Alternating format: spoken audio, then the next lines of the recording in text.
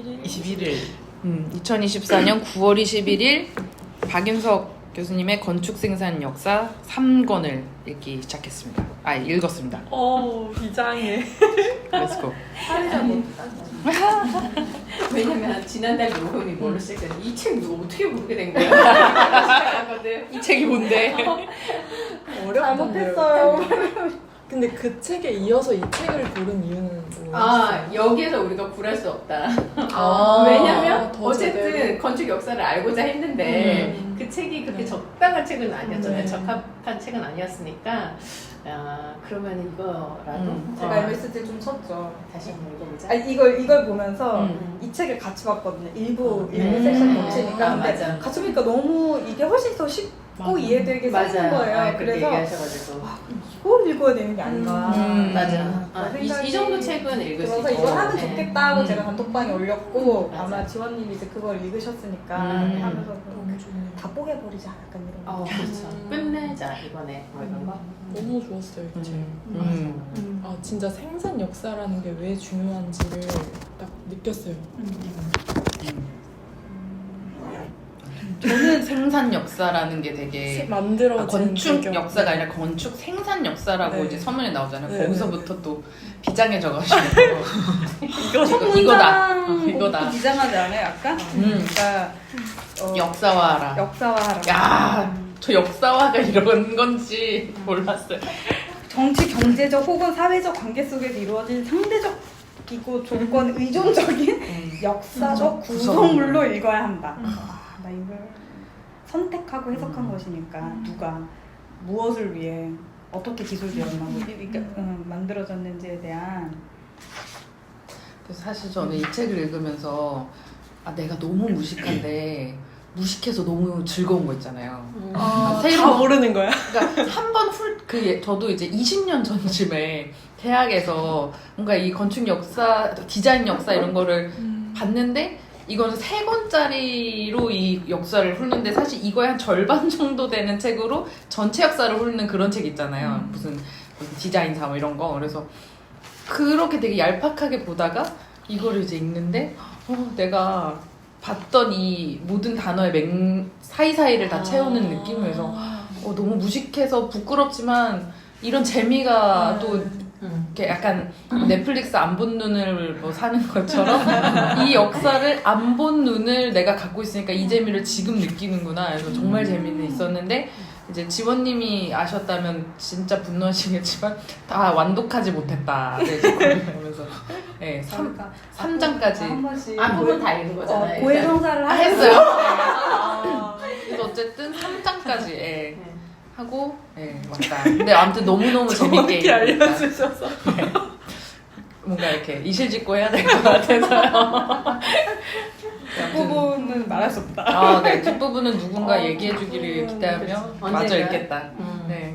부분 읽으신 분 있나요? 진짜요? 뒷부분 얘기해보고 지금 모두 몇 장까지 싶은 거 있었는데 그 얘기해줘. 완독하셨군요. 나는 궁금해요. 그 건축을 전공하지 않은 분이 이 책을 어떻게 읽었는지 되게 궁금하거든요. 저는 건축을 잘 모르는데 막 그냥 건축물만 소개한 것도 있잖아요. 그러니까 이런 건축물이 이 시대에 유명했다 이런 것들만 보고 나서 지배 시대였나? 뭐 그런 것도 막 보고 하고 나서 이제 이걸 보니까 어떤 맥락에서 뭐가 중요하게 그러니까 관념에 대한 게 나왔잖아요. 어떤 무슨 이짐이 대두되고 그래서 사람들은 뭘 중요하게 여기기 시작했고 그거에 따른 건축물이 이거였다라는 그 맥락이 너무 좋았어요. 그래서 건축물은 사실은 건축을 전공하지 않아서 건축 전공하지 않아서 뭐가 중요한지 모르고 사실은 딱 보시면 와 이게 이렇게 나온 거구나 아실 수도 있잖아요. 저는 그냥 다 새로운 건축물이긴 해요. 진짜 유명한 거 아니에요. 그래서 그냥 이렇게 생긴 게 이렇게 나왔고 이런 배경에서 나왔구나 라는 생각으로 좀 읽었던 것 같아요. 근데 이게 건축 생산 역사긴 하지만 사실 시작은 예술가로 시작되잖아요. 그러다가 이제 건축가는 있긴 했지만 이게 묘하게 디자이너로 또 분화되고 그러니까 공예와 디자인과 건축과 이런 게 막 엎치락뒤치락 하면서 뭐 이런 식으로 좀 갈라진 거 아닐까라는 어떤 그 분기 지점들을 좀 이렇게 아. 역사적으로 보게 되는 것 같고 네. 그다음 나중에 그 도시라는 거는 이때부터 딱 시작됐다 맞아요, 이런 맞아요. 그래서 약간 이렇게 지금 우리 사회에서 다 이렇게 쪼개져 있는 게 아 이런 과정으로 다 이렇게 분리가 됐구나 그런 거 알게 돼서 저는 되게 재밌었던 것 같아요. 그래서 네. 그래서 그리고 이제 제일 재밌었던 건 사실 저는 러시아 얘기를 러시아 구축주의는 비어있는 약간 블랙홀처럼 그러니까 뭔가 있는데 블랙박스 블랙홀 말고 빨아들이는 거 알고 뭔가 있다는 건 아는데 그거에 대해서 설명 들은 바가 없었던 거예요. 그래서 뭐 러시아의 영향도 있었다 정도지 그게 어떻게 해서 뭐 어떤 영향 얘네랑 얘네가 뭐가 다르고 그다음에 얘가 서구에 어떻게 영향을 미쳤고 또 그게 미국으로 왜 넘어갔고 이 과정은 정말 비어있던 거였는데 알게 돼서 너무 재밌었던 것 같아요. 그래서 러시아 역사 이런 걸 우리가 진짜 다 지운 역사를 내가 배웠었나 보다 그런 생각을 많이 들었습니다. 네. 그 논란 같은 거 있었잖아요. 구축주의에서 막 뭐가 중심이 될 것이냐 하는 그 정확한 논란의 주제는 지금 까먹었는데. 그게 구축과 구성이었어요. 구축과 구성. 그런 이게 이렇게 다른 건가? 살짝 저는 그 막 성리학에서 진짜 쓸데없는 걸로 고민하는 그것도 생각나고. 주먹 이런 거. 그래서 이 주제가 이들에게는 그때 그렇게 중요했고 결국은 구축이 이겨서 지금 어쨌든 우리가 러시아의 그런 주의를 좀 보게 된 거구나 이런 생각도 들고. 근데 저는 그 지점이 너무 저도 약간 이거 가지고 싸웠다고 했는데 이게 완전히 갈라지면서 완전 결이 달라지잖아요. 구축도 이렇게 막 러시아에서 흥했다가 다시 또 이렇게 사그러드는데 나중에 또 미국에 가가지고는 뭐 이렇게 흥하고 그래서 약간 이 구축 구성주의도 사주처럼 뭔가 대운이 따라야 되는 건가? 약간 이게 어디에 놓이느냐에 따라서 맞아요. 이렇게 죽고 사는 게 다른가? 맞아요. 그 구축주의에서 이겼는데도 미국으로 간 사람들은 크게 성공했고 러시아에서는 이렇게 그냥 러시아가 망하면서 없던 일처럼 또 되고 그래서 이게 다 문제를 타야 되나? 어떻게 보면은 좀 당파 싸움 같은 거에서 졌으니까 미국으로 갔을 수도 있잖아요. 망명 차원에서. 근데 이 사람은 거기서 막 국제주의 이러면서 그 전시로 그렇게 환대를 하면서 확 떴잖아요. 그래서 이 전시의 효과가 엄청난 거구나. 뭐 이런 것도 되게 신기했고 역사의 여러 지점들에서 전시회 하나로 이런 국제주의라는 뭐 이런 전시회 하나로는 아니었겠지만 아무튼 이런 약간 여기서 이렇게 이민 오시는 분들을 이렇게 띄울 수 있나? 뭐 이런 것도 멋있고 되게 재밌었어요. 그 당시의 전시가 정말 굉장히 효과적이고 중요한 이벤트였던 것 같아요. 그런 책도 있었어요. 그 근대 건축의 발전을 전시를 중심으로 보는 책이 어디선가 있어 우선 읽지 않았지만 그 제목만 봐도 그래 그럴 법도 하다. 박람회 맞아. 박람회 전시. 박람회 전시가 어떻게 이 건축을 이끌어왔나 뭐 이런 것들. 뭐 이런 모더니즘 아닌 그로피우스 뭐 이런 사람들의 건축도 다 전시회를 통해서 알려지고 뭐 그랬었습니다. 맞아. 저는 이 책을 연이어서 봤는데 이 책은 앞에 시대 설명이 조금 나오고 뒤에 그냥 쫘라라라라 건축가 중심으로 서술이 되잖아요. 그러니까 이 책이 가진 목차의 구조를 보면 일종의 그러니까 엘리트 건축가 그리고 스타 건축가 역사가 선택한 건축가 그러니까 내가 프렌튼이 선택한 건축가의 눈에 들어온 중요한 애들 이렇게 딱 그러니까 물론 그 사이에 되게 많은 서술이 있는데 일단 딱 목차에서 보여주는 건 그거고 여기는 제가 읽다가 얘는 왜 목차가 왜 이렇게 없지? 그러니까 이거는 되게 분절돼서 4장 5장 뭐 길면 10장 이렇게 끊어지는데 얘는 쭈르르 가잖아요. 그래서 중제목이 그러니까 뭐라 그래야 되지? 소제목이 옆에 이렇게 달려 있는 거예요. 근데 이런 제목들이 건축가의 이름보다는 어떤 시대적 상황 배경, 뭐 국제주의 양식, 혹은 뭐 유토피아 이런 식으로 상황을 설명해 주니까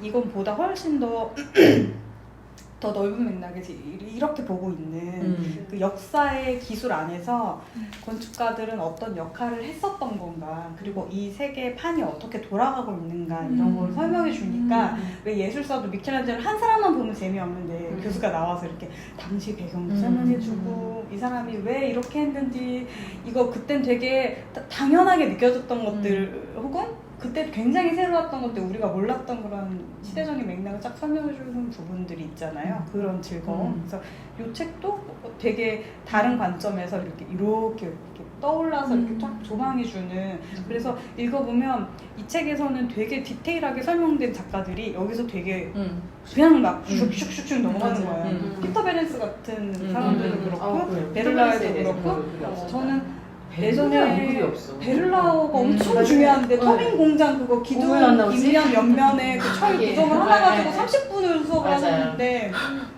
알바님 약간 그러니까 그거를 다 이제 그러니까 생략은 아니겠지만 강의를 하셨다는 얘기를 근데 이제 배경에 더 초점을 둔 거죠. 그 흐름, 전체적인 흐름 같은 것들. 근데 저는 그래서 이 책에서 지속적으로 하고 있는 몇 가지 이게 강의 노트라는 말을 그때 실감했는데 계속 반복해. 어떤 표현들이 계속 반복적으로 등장하는 게 예를 들어 그러니까 고전의 세계가 의미와 형태와 기능이 결합한 건축 나도 예술에서 그런 세계였는데 이제 이렇게 근대로 오면서 철과 유리와 콘크리트가 개발이 되고 급속한 대량 생산의 시대가 되고 새로운 시대가 진짜로 도래했고 그 새로운 시대가 가져다줄 미래에 대한 그 과학기술을 근거로 한 유토피아에 대한 환상. 그 건축가들이 세계를 구할 거라고 생각하는 믿음. 그러니까 원래 예술의 분파에서 고전에서는 건축이 제일 하등한 거였는데 이렇게 기능과 합리주의가 딱 되면서 갑자기 건축이 이렇게 올라가잖아요. 그래서 제일 위에 약간 그러니까 정치적으로도 프로파간다로 이용이 됐을 텐데 이렇게 쭉 수직 상승하면서 건축가들이 무엇을 생산하고 어떻게 새로운 도시들을 확장해 나가고 하는 이런 부분들이 굉장히 중요하게 다뤄졌다. 여기서 이렇게 올라가는 그 변화의 관점을 제공해줬다는 점이 되게 재밌었고, 그래서 그 사람들 이후에 고민했던 바가 삶과 예술의 결합, 그러니까 노동이 창조적 가치를 가지는 것에 대한 이 사이에서 계속 모순이 발생해. 그러니까 모순이란 말이 되게 많이 나와요. 그래서 제가 예전에 배웠을 때 예술공연동에 대해서 이제 막 중간고사 때 시험 봤을 때 기억나던 문구가 세제선에 대한 문구였나? 그러니까 사회를 위하여 예술을 위하여 자유를. 이게 요셉 호프만인가가 그 건물 입구에 여기 사진에 나오게 써놓은 문구였어요. 근데 그게 그 한마디에 모든 모순이 다 있다는 거예요. 사회를 위하여 예술을? 그럼 우리는 이렇게 복무해야 되잖아요. 대중을 위해서. 근데 예술을 위하여 자유는 자기의 창작 의지잖아. 그러니까 이게 이율배반적인 거기 때문에 이들의 사상 자체가 이미 태생적으로 안 되는 거야. 얘는 그냥 모순이 가득해. 근데 그 모순이 러시아에도 있고, 그러니까 모든 그 모더니즘의 아방가르드가 나라마다 다 다른 형태로 구현이 되는데, 독일의 독일공장 연맹에서도 나오고, 러시아의 구축주의에서도 나오고, 영국의 미술공연도 윌리엄 모리스 시작해서 그 맥킨토시로 넘어간 여기에 다 등장하는 거예요. 이 모순의 관계를 해결을 못해. 건축가 그래서 아름다운 걸 대량 생산해서 딱 뿌릴 수 있는 그 꽃을 피운 건 사실 미국이었는데 미국에서 실현이 되긴 했지만 사실상 건축가들의 마음 안에는 내가 만든 것에 대한 아트워크로서 인정받고자 하는 예술가로서 인정받고자 하는 그 열망이 사그라들진 않는 거죠. 내 거 만들어서 다이소 같은 데서 판다고 생각해봐요. 딱 그 생각이 드는 거예요. 그치. 나 똑같이 생겨도 백화점이나 어떤 아트샵에서 이렇게 뮤지엄에서 파는 거랑 오마 뮤지엄에서 파는 거랑 아트에서 파는 거랑 비슷하게 생겼지만 다른 거죠. 대량 생산 자체가 싫었을 수 있죠. 그쵸. 그러니까 이게 결과적으로 양립할 수 없는 이 세계의 간극 사이에서 예술가들과 그 안에 이제 건축가들이 굉장히 고군분투했고, 저는 이 책에서 가장 흥미롭다고 느꼈던 건 그걸 실현할 수 있는 유일한 분야는 공동주택, 사회주택이었다고 그 최종점에 있는 대상이 그랬는데, 저는 건축사를 배울 때 공동주택사를 끼워서 배우지 않았어요. 후루룩 지나가는. 다 그랬을 거예요. 바이센호프도 그렇고 여기 나오는 그런 게 있었어. 전원 도시에 대한 게 있었어. 후루룩 지나가는데 여기서는 그걸 굉장히 중요한 포션으로 짚고 넘어가시는 게 박인석 교수님이니까. 맞아. 그래. 맞아요. 주거사가 이 안에 이렇게 딱 들어오는 게 갑자기 쭉 들어와. 여기서 이렇게 딱 들어오네 하고 이 이게 좀 재밌었어요. 맞아요. 그러니까 공동주택에 대한 언급이 이 책에 그리고 도시를 규제하는 어떤 법적 규제들이 어떻게 이제 들어오게 됐나 이것도 이제 어떤 그 정치적 맥락도 설명을 해주고 그래서 법이 제정이 되고 그래서 도시계획이 1910년대에 미국에서 처음 시작됐고 하버드 대학에 뭐 처음 건축과는 매사추세츠 MIT에서 처음 미국에 생각 뭐 이런 나오잖아요. 그래서 이런 게 되게 새로운 지적인 즐거움을 주더라고요. 이게 결국 미국에 가서 진짜 다 꽃을 피웠구나 이런 것도 보면서 이 책이 저에게 준 어떤 유익한 지점은 그런 여러 가지의 관점과 중요한 이슈들과 그 흐름 안에서 내가 이전에는 끌어들이지 못했던 것들이 이렇게 한 그물 안에 이렇게 다 들어왔다 것이 되게 이 책이 주는 그래서 통사를 탁 풀기 너무 좋은 책이에요. 맞아요. 이 작은 챕터들이 이제 시간 순서라기보다는 레이어잖아요. 계속 포개진 레이어인데 저도 그 말씀하신 그 두 가지에 대해서 진짜 읽으면서 재밌다고 생각한 건데 하나는 철 구조물로 해서 철근 콘크리트가 개발이 돼서 철근 콘크리트 집을 이제 뭔 건물을 지을 수 있게 되면서 이 사람들이 여기에 그게 나와요. 철 건축은 고전주의 건축과 고딕 건축의 전통적 비례감을 대체할 수 없었는데 근데 철근 콘크리트는 뭐든지 만들 수 있단 말이에요. 그래서 여기 이제 104페이지 윗부분에 저는 이게 좀 흥미롭다고 생각했어요. 어떤 형태든 철근 콘크리트를 빚어낼 수 있게 되었다. 서양 건축 형태 규범의 물적 기반이었던 조적조가 철근 콘크리트로 바뀌었다. 고전주의와 고딕의 형태적 전통은 그 형태와 비례가 철근 콘크리트에 의해 거리낌 없이 구현되면서 그러니까 그것의 속성, 뭐 재료적 속성이라든지 진실성이라든지 이런 거 상관없이 그냥 구현할 수, 그 모양 그대로 다 흉내낼 수 있게 됐잖아요. 그나마 남아있던 구축 기술 형태의 일관성이라는 실체마저 잃은 채 순전히 정신적인 표상으로 남을 운명이었다. 이게 이제 지금까지도 계속 건축가들이 좀 고민하기도 한 왜냐면 속성이라든지 본질과 전혀 상관없이 철근 콘크리트는 뭐든지 만들 수 있어. 뭐든지 흉내낼 수 있고 예식장 건축도 할 수 있고 뭐도 할 수 있고 그런 이제 딜레마가 있잖아요. 그게 여기에서 언급된 게 사실 지금도 계속 이어지고 있는 거 아닌가 하는 생각이 이거 하나랑 이런 같은 맥락에서 아까 그 얘기하셨잖아요. 이제 그 뭐지 엘리트 건축가들이 우리가 이 노동자들 유토피아 노동자들과 함께 노동의 가치를 살리는 어떤 생산 체계를 생각해야 된다. 자기들끼리는 막 그렇게 생각했지만 이제 자본주의의 물결은 너무나 거세서 그것을 거슬러 올라갈 수가 없었단 말이에요. 그래서 그것을 거슬러 올라가지 못했던 상황에 대해서 계속 설명이 있고 지식인들이 그래도 정신승리라고 그래야 되나? 대중이 질 높은 상품을 저렴한 가격에 향유할 수 있도록 한다는 태제로 대체했다. 창조적 노동을 해야 되고 우리는 이 노동에서 정신적 가치를 얻어야 되고 하지만 그런 노동이 더 이상 이 사회에 발붙일 수 없다는 거, 존재할 수 없다는 걸 깨달은 다음에 그래도 싼 물건 쓰고 이러고는 행복하지 않아. 이게 다음번인가 제가 읽은 계속 반복해서 얘기가 나오잖아요. 그래서 그 시대의 지식인으로서 굉장히 조금 내가 평생에 이걸 해결해야지 하는 과제가 전혀 해결되지 않고 너의 의지와 상관없이 세상은 돌아간다. 이런 식으로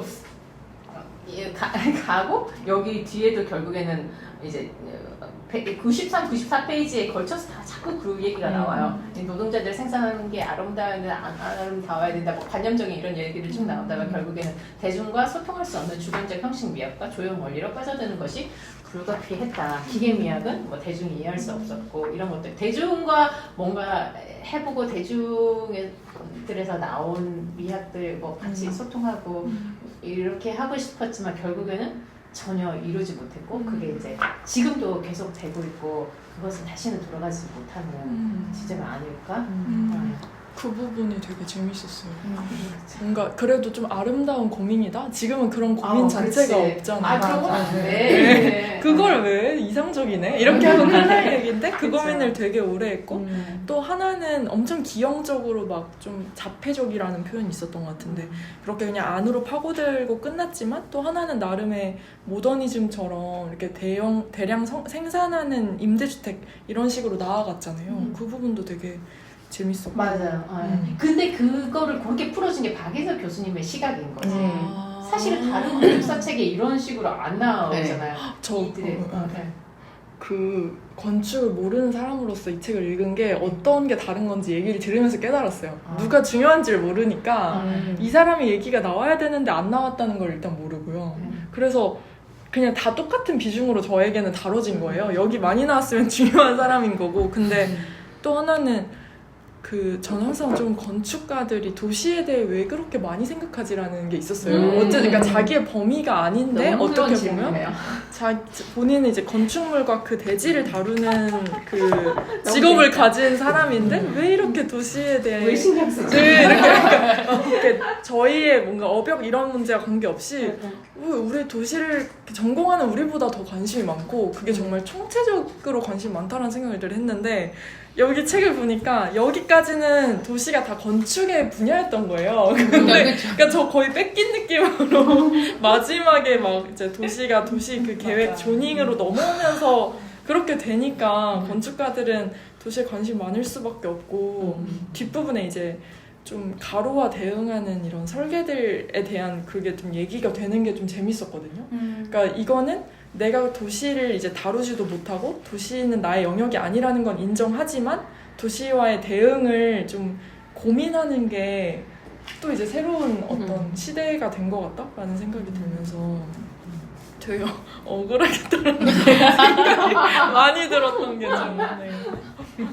근데 진짜 그 뿌리라기보다는 시작점을 보다 보니까 뭐 건축, 예술, 뭐 디자인 이런 쪽은 약간 뿌리를 같이 하는데 도시는 사실 제가 봤을 때는 어떻게 보면 행정 쪽에서 맞아요. 시작이 된 근본이 완전히 그러니까 그 근본이 없진 않고 그쪽에서 이제 방향이 달랐던 것 같아요. 그래서 도시랑 건축의 어떤 그런 계속해서 부딪히는 지점이 사실 같이 만나서 뭔가를 해나가야 가장 아름다운 그림이지만 약간 진짜 사용하는 언어 자체가 뿌리가 다르니까 그래서 거기부터 시작됐나 보다라는 거를 이해하게 돼서 이게 역사로 훑으니까 언어가 왜 다른지 관점이 왜 다른지 알 수 있어서 너무 재밌었던 것 같아요. 맞아요. 저는 근데 일하면서 도시 좀 조닝 같은 관리하는 도시로서도 다뤄야 되지만 지구단위 계획할 때는 설계로서의 도시도 좀 다뤄야 되고 또 이렇게 민간의 그런 사업성을 올려주는 측면에서는 좀 엔지니어로서의 도시? 그런 것도 다뤄야 될 것 같다라는 생각을 하는데 여기서의 도시는 좀 행정으로서의 도시도 있지만 도시 설계로서의 도시도 많이 나오잖아요. 근데 그거는 정말 영역이 없는 것 같아요. 그러니까 미국은 그래도 있는 것 같은데 우리나라는 도시 설계로서의 도시는 이렇게 업역이라는 게 따로 없는 것 같다는 생각이 이론적으로 이론적으로만 있고 이런 도시 그래서 아무나 말하고 맞아요. 우리에게 도시 설계란 박병주 선생님의 세상 계획 같은 거 아닌가? 그렇죠. 거기서 그때만 있었던 무궁화 그림. 그게 뭐가 달라요? 도시로 설계로서의 도시랑 도시 설계로서의 도시와 행정으로서의 관리로서의 도시요? 그러니까 물리적인 환경을 조율하는 걸 도시 설계라고 네네네. 좀 더 물리적인 환경으로서의 그런 것과 정말 관리로서의 도시계획 시설은 이렇게 정하고 도시계획 시설에 들어올 수 없는 용도는 뭐가 있고 이런 식으로 하는 건 좀 다르잖아요. 그러니까 생각하는 사용자 관점도 다르고 그래서 예를 들면 가로에 뭐 여기 중심 로터리를 만들고 8개의 길을 만든 다음에 5층 건물을 싹 채울 거야. 이거는 이제 아까 얘기하신 뭐 행정적인 관점이나 뭐 규율을 만드는 거랑은 약간 다른 맥락이긴 하니까.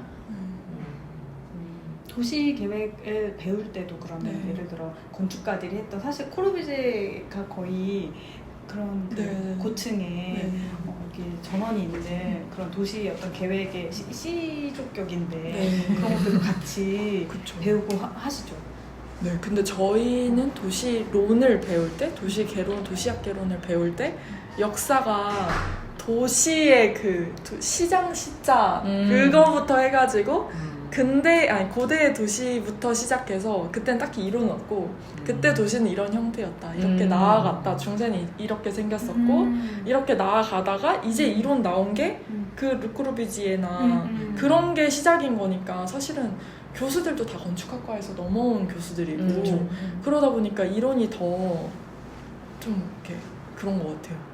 우리가 차라리 도시 행정학, 도시 설계학, 도시 공학 이렇게 나눠져서 했으면 각자의 뿌리가 있었을 텐데 그냥 건축에서 이렇게 가져온 것 같은 이론이 있지 않나? 그러니까 도시의 어떤 형태적 역사와 그냥 이렇게 건축가들이 다룬 도시를 짜집기 한 게 제가 배운 도시의 역사인가?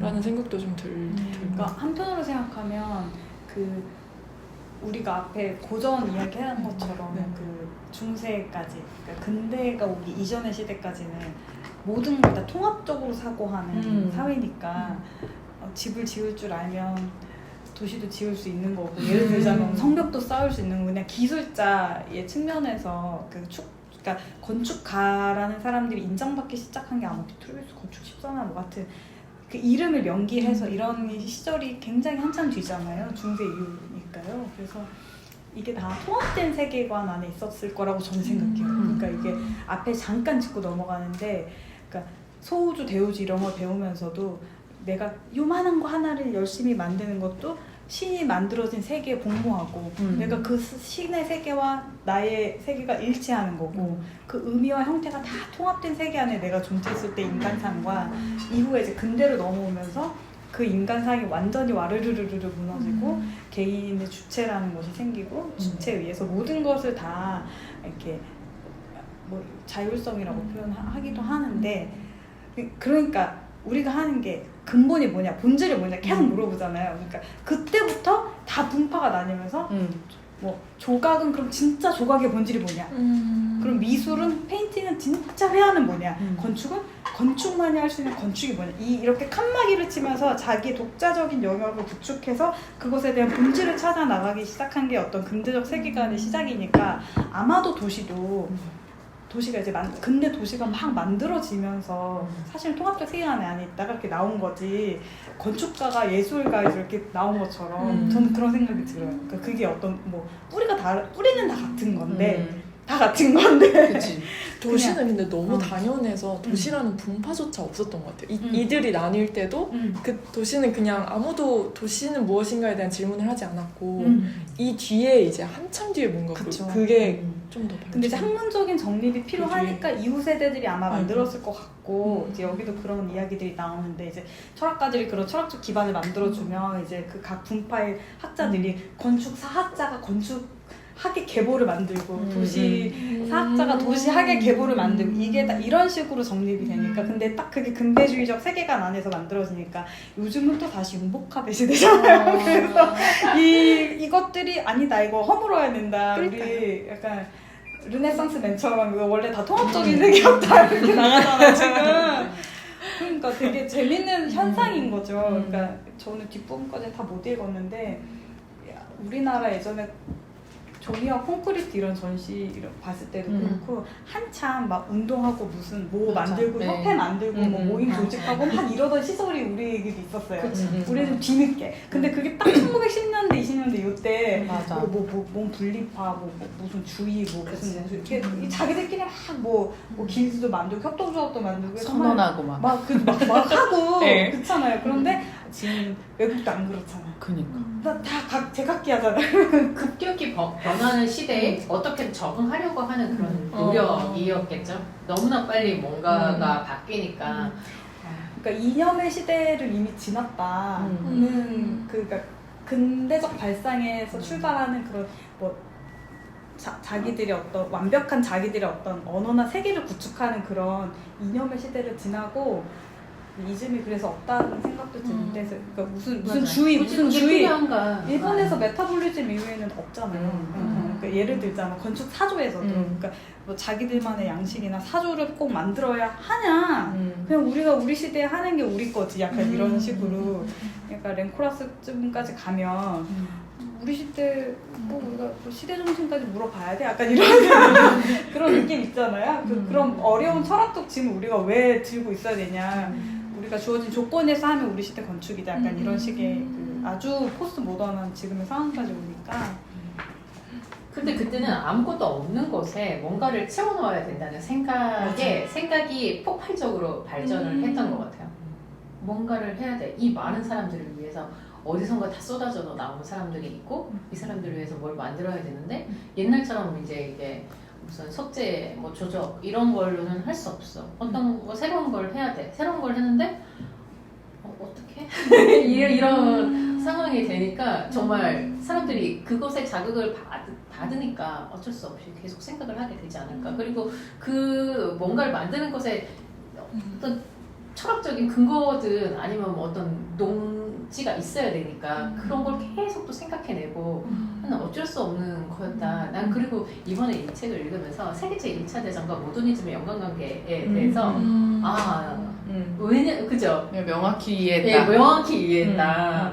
왜냐면은 그래 1차 대전에 2차 대전 있었고 뭐 그 사이에 많은 일이 있었고 이 정도 내 이해의 수준은 딱 그 정도까지였는데 읽고 진짜 그래 만약에 세계 제1차 대전이 없었더라면 만약이라는 건 존재하지 않지만 그렇다고 하면 이렇게 이 모더니즘이라는 게 빠르게 확산이 되어서 성장할 수 있었을까? 결코 그렇게 되지 못했을 것 같다. 그렇게 많은 것들이 다 왜냐면 기존의 아름다움과 기존의 자기가 익숙했던 것에 대한 미련이 얼마나 많은데 사람이 근데 어차피 다 없어. 망가졌어. 부서졌어.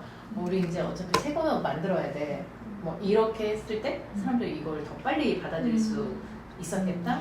그리고 한편으로는 전에 전쟁을 경험해보지 않은 세대지만 만약에 이 시대에 내가 살면서 미스나 루콜비지처럼 내 눈앞에서 벌어지는 참혹한 상황을 보고 있었다면 막 피카소도 그런 거 다 이제 그런 작품들을 보면 또 그렇잖아요. 그러면 이 정말 인간성이 상실된 우리에게 행복한 미래를 가져다 줄 줄 알았던 과학기술가 이런 것이 인간을 파괴하고 저 많은 죽음을 눈앞에 목도하고 다 파괴시키는 걸 보면 굉장히 큰 트라우마를 안고 내가 복무해야 될 사회적 이상이 진짜 사람답게 살아가게 하고 그런 것에 되게 꽂혀서 내가 이 재건에 대한 세계를 재건하고 세계를 구해야 되겠다.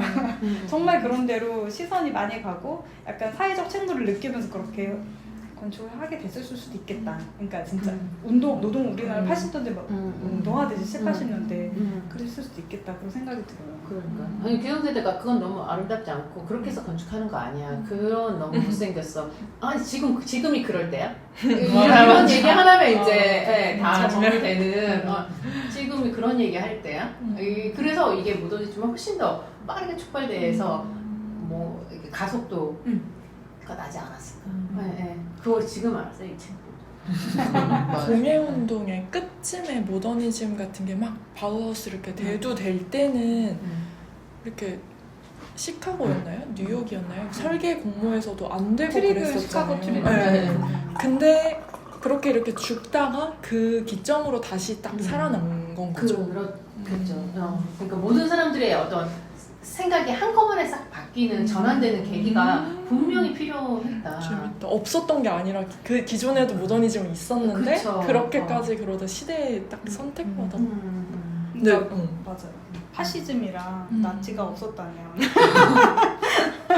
됐을까? 그렇다면 미스가 미국으로 안 건너갔다면 그로비우스가 안 갔다면 막 이런 생각 해보는 거죠. 근데 어쨌든 모더니즘이 미국의 경제 부흥과 함께 이게 완전히 이렇게 더 살아나는 어떤 판이 됐다고 했잖아요. 물론 그 이념적인 거는 많이 죽고 이게 어떻게 보면 그냥 상품으로서 이렇게 확 뜬 거지만 어쨌든 그 위상이나 이런 것들은 되게 올라간 거니까 약간 이 이념도 이념인데 저는 초반에 그 아트앤크래프트 막 할 때 막 거기서 뭔가 생산성, 효율 뭐 이런 거를 얘기한 게 전 조금 놀랐었거든요. 되게 수공예인데 그게 생산성 뭐 이런 거를 하고 있는 게 이게 한참 지나서 엄청난 생산성을 본 시점에서 그거는 생산성을 논하는 게 아니라 저는 되게 공의 어떤 퀄리티를 이렇게 끌어올린 거라고 생각했는데 그 시절에선 그게 중요했던 거였구나를 되게 새롭게 알게 됐고 이게 약간 어떤 이념과 함께 이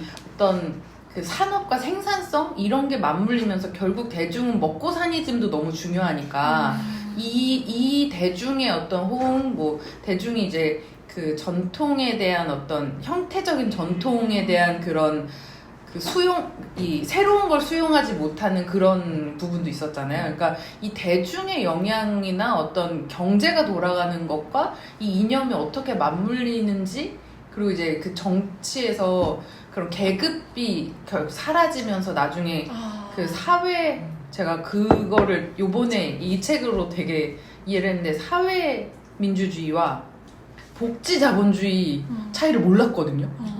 근데 약간 다른 거를 이제는 이제 설명 못하겠지만 이해를 하게 돼. 그래서 약간 그런 사회의 어떤 체계와 이 경제와 이런 게 진짜 다 맞물려 가면서 이념이 뜨고 짐이 나타나고 그래서 건축 형태도 모던했다가 막 고전주의 됐다가 이 난리가 나는 거구나.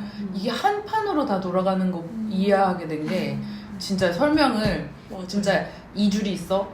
그리고 시실과 날씨를 막 엮어서 알려주는 그런 느낌이었던 것 같아요. 그래서 이해를 하게 된. 네. 맞아요. 또 기술 같은 것도 같이 설명했잖아요. 네. 교회화가 딱 모더니즘을 실현할 장인데 거기 기술 도로도 막 다 깔리고 차도 막 생기고 너무 새로운 건축을 하기 위해서 땅이 싼과 필요해요. 새로운 자본과 권력이 필요한 것 같아요.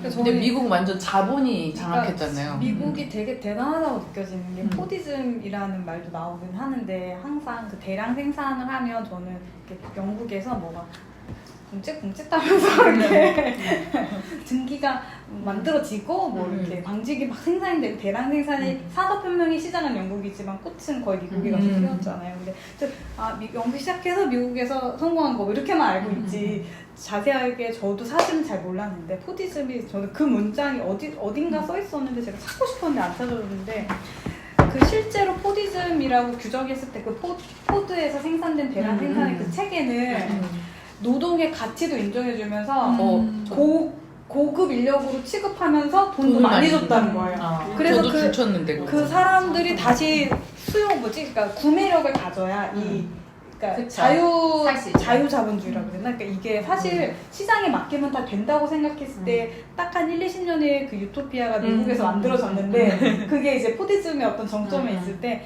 사람들이 많이 생산하는 대로 다 살 수 있으려면 생산하는 그 노동력에도 비싼 그 페이를 지급을 하고 이 사람들이 구매력이 있어야 이걸 다시 사니까 이게 잘 돌아갔던 그 행복했던 풍요로웠던 시절이 미국이 있었다는 거죠. 그때 막 우주도 갔다 오고 달나라도 간다고 하고 그랬던 거잖아요.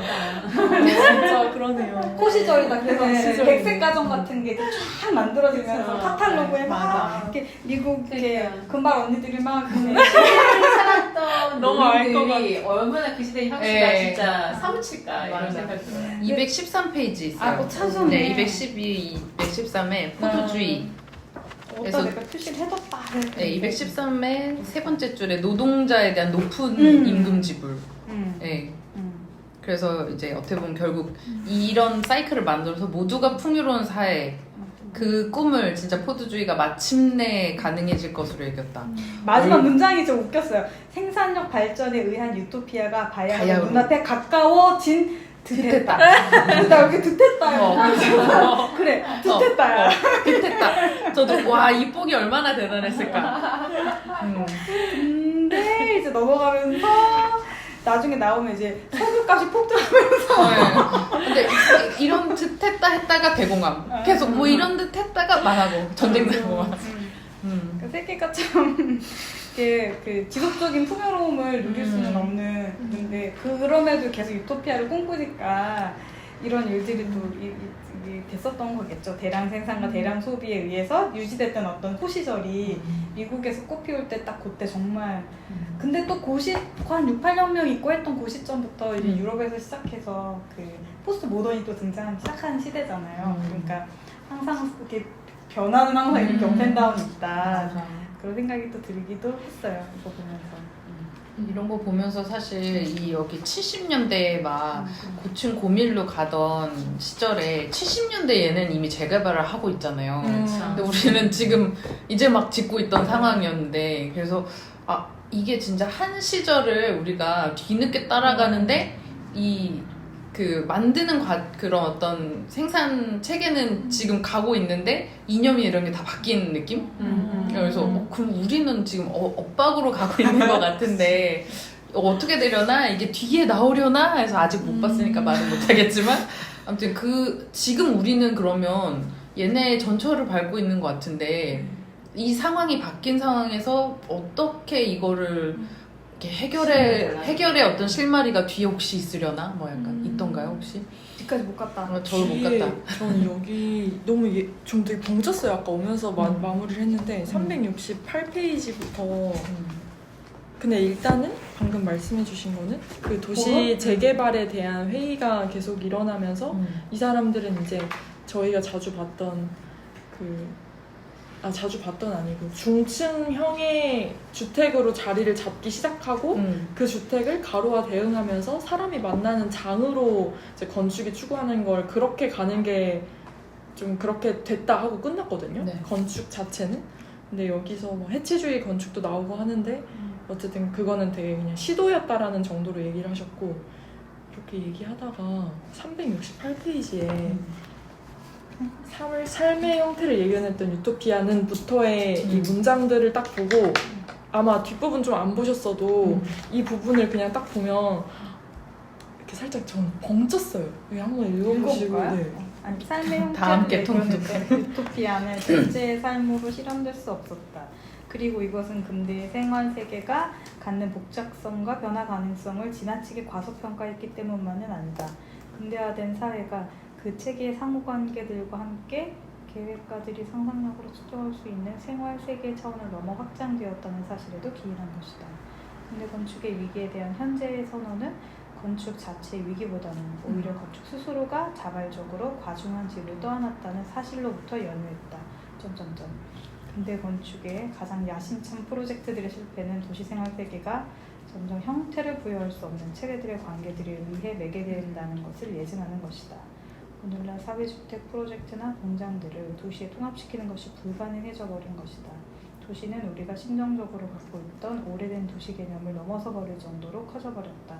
그러니 이것은 근대 건축의 실패도 아니고 다른 어떤 건축의 실패도 아니다. 저는 이게 저희가 계속 얘기했던 그래서 다음 뭐지? 라는 질문에 대한 교수님의 좀 답 같다고 느꼈어요.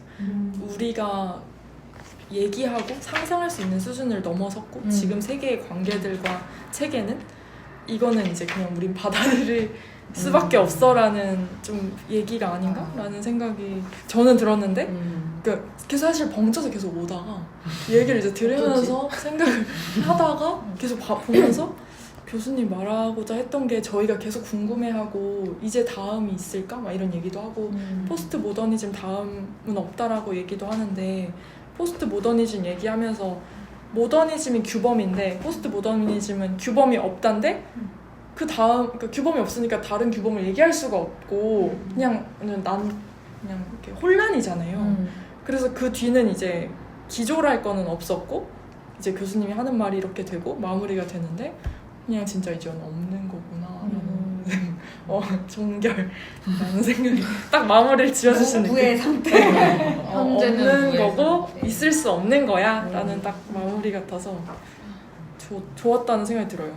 이 큰 얘기를 어떻게 마무리하실까라고 생각했는데 되게 소설이라면 뭔가 AI가 AI 만들었는데 걔네가 자의를 가지고 자기만의 세계를 만들어 나가서 거기다 우리가 통제할 수 없게 되는 이런 그러게요. 그 디스토피아 미래가 우리가 만든 생각이 세계인데 나는 뭔가 책으로서도 되게 말씀하신 좋은 마무리였던 어쩌면 이렇게 저는 그런 생각을 잠시 했는데 인간이 주체가 돼서 주체의 정점에 올라선 게 근대잖아요. 인간의 이성으로 다 통제할 수 있을 줄 알았는데 근데 이제 기계가 등장했는데 모더니즘 시대 기계로 인간을 뛰어넘는 기계가 등장한 이 시대가 그럼 이제 이 다음에 우리가 이제 목도하게 될 우리는 그 시대를 안 살겠지만 그런 걸 앞두고 있는 것인가? 그런 시대의 건축과 사회가 도시의 모습은 또 얼마나 달라지는 걸까? 뭐 이런 생각도 조금 해보고 답은 없지만 엔딩이 이렇게 결말을 읽고 나니 갑자기 숙연해지는. 아니 그 전의 문장은 엄청 시적이에요.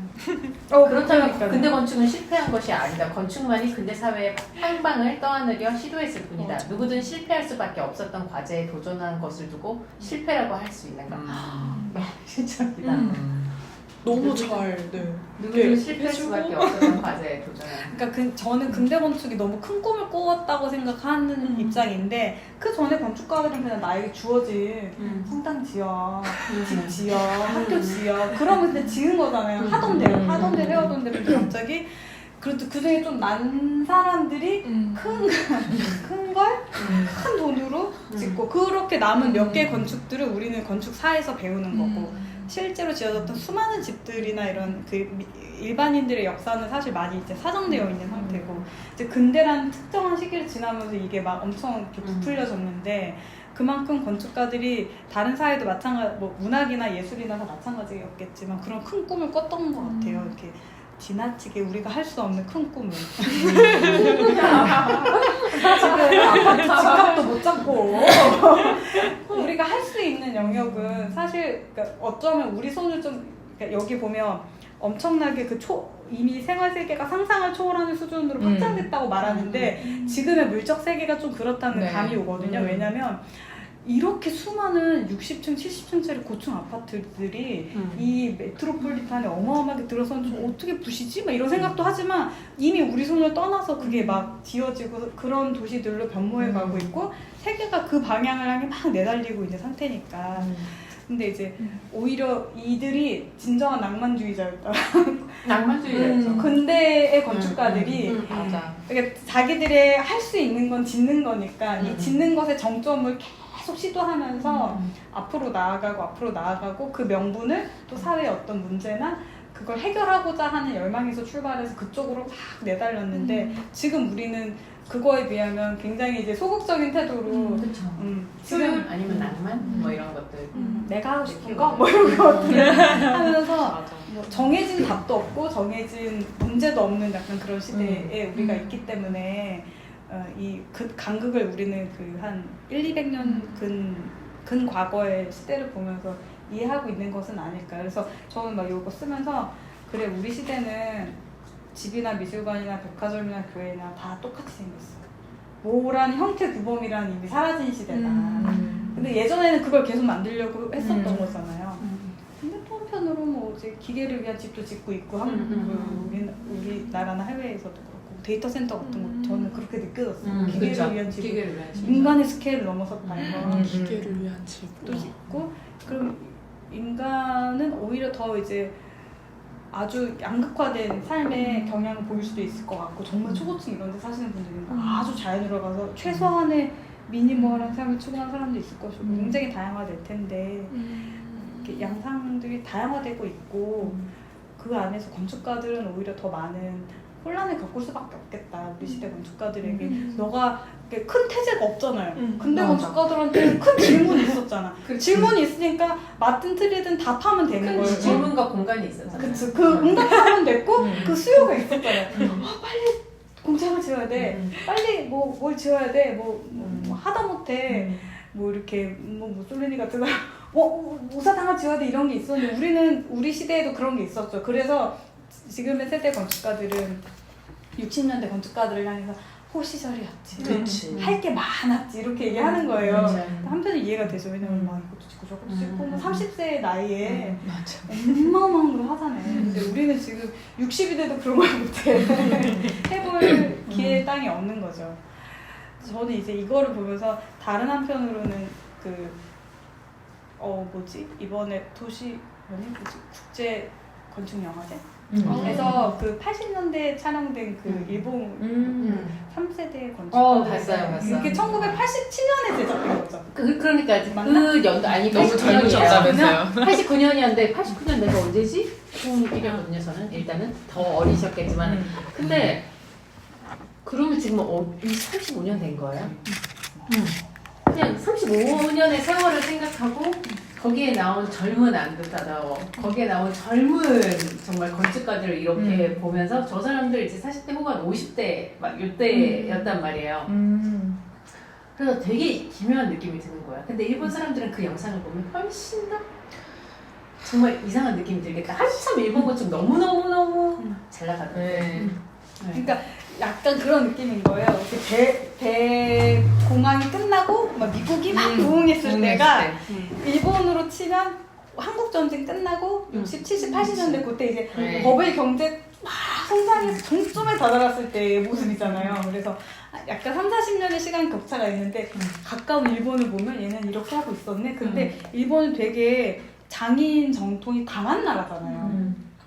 아빠가 카스테라를 만들면 나도 카스테라를 만들고 내 자손도 카스테라를 만들어야 되는 그런 나라잖아요. 간장 담갔으면 몇백 년 담그는 나라잖아요. 그러니까 어떤 식으로 따지면 굉장히 이제 섬나라기 때문에 한편으로는 그런 전통이 이제 쭉 내려와서 그런 어떤 문화가 이제 이들한테 강력히 박혀 있었을 거고 장인, 기예, 그러니까 크래프트라고 번역되는 그 장인의 전통의 엄점은 굉장히 강한 나라고 그 장인의 전통이 생각보다 다른 아시아의 다른 나라들보다는 굉장히 잘 지켜져서 정책적으로나 문화적으로나 수요와 공급 측면에서나 이게 잘 지켜진 나라라서 딱 1987년도 딱 당시의 상황을 보면 거기는 도쿄에 큰 대형 고층 건물도 없었잖아요.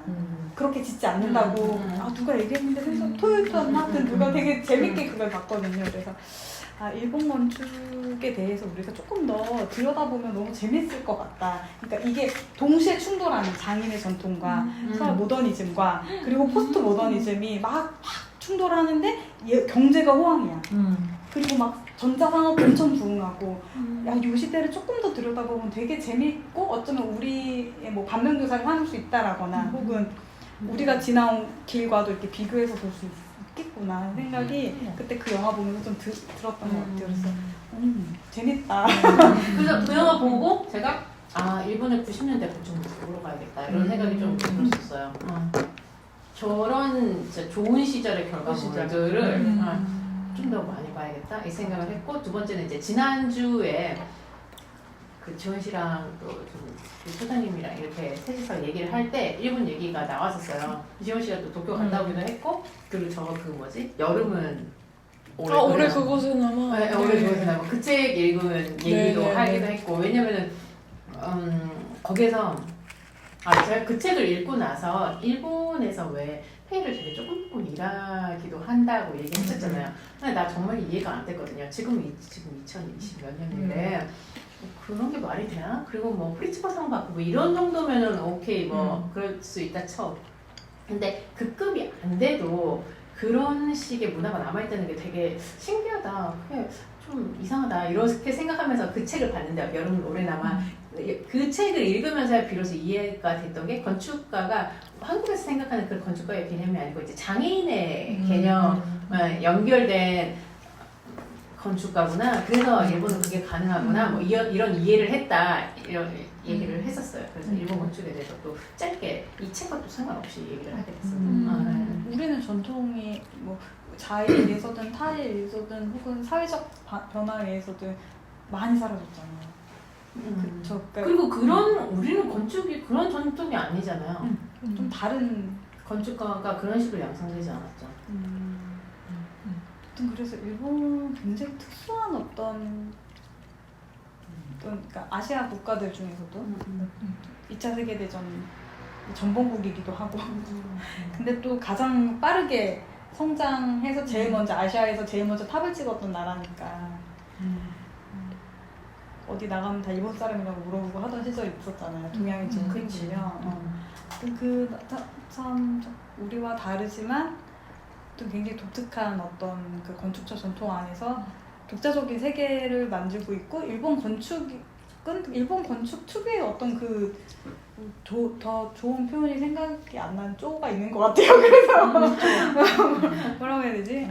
더 좋은 고급진 표현을 쓰고 싶은데 왜 생각이 안 날까? 하여튼 그렇습니다. 재밌겠다. 일본 건축 얘기해봐도 좋을 것 같아요.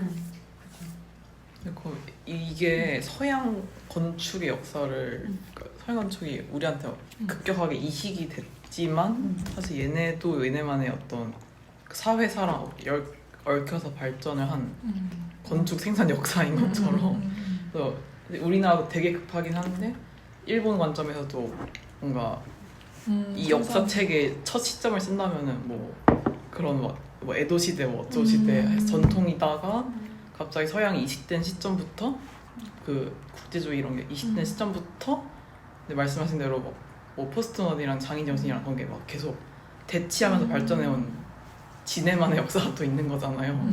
일본 관점에서도 이 책을 쓸 수도 있을 거고 이렇게랑 비견해서 저희가 더 짧게 하겠지만 지금도 계속 한국성에 대한 그 논의를 저희가 지금도 하고 있는 사람도 있고 그리고 말씀하신 대로 그럼 저희는 그 전후에 뭐 김수근, 김중호 그런 분들 등장할 때 그래서 그때도 우리나라 그 재건에 대한 어떤 시대적인 요구가 있는 상태에서 그 이 업을 이 한국 근대 건축 역사, 근대 생산, 근대 건축 생산 역사를 시작하신 분들인 거니까 그래서 어쨌든 그게 저희가 늦지만 약간 엇박으로든 늦게든 어쨌든 비슷하게 시작이 되고 있어서 그게 좀 신기한 것 같아요.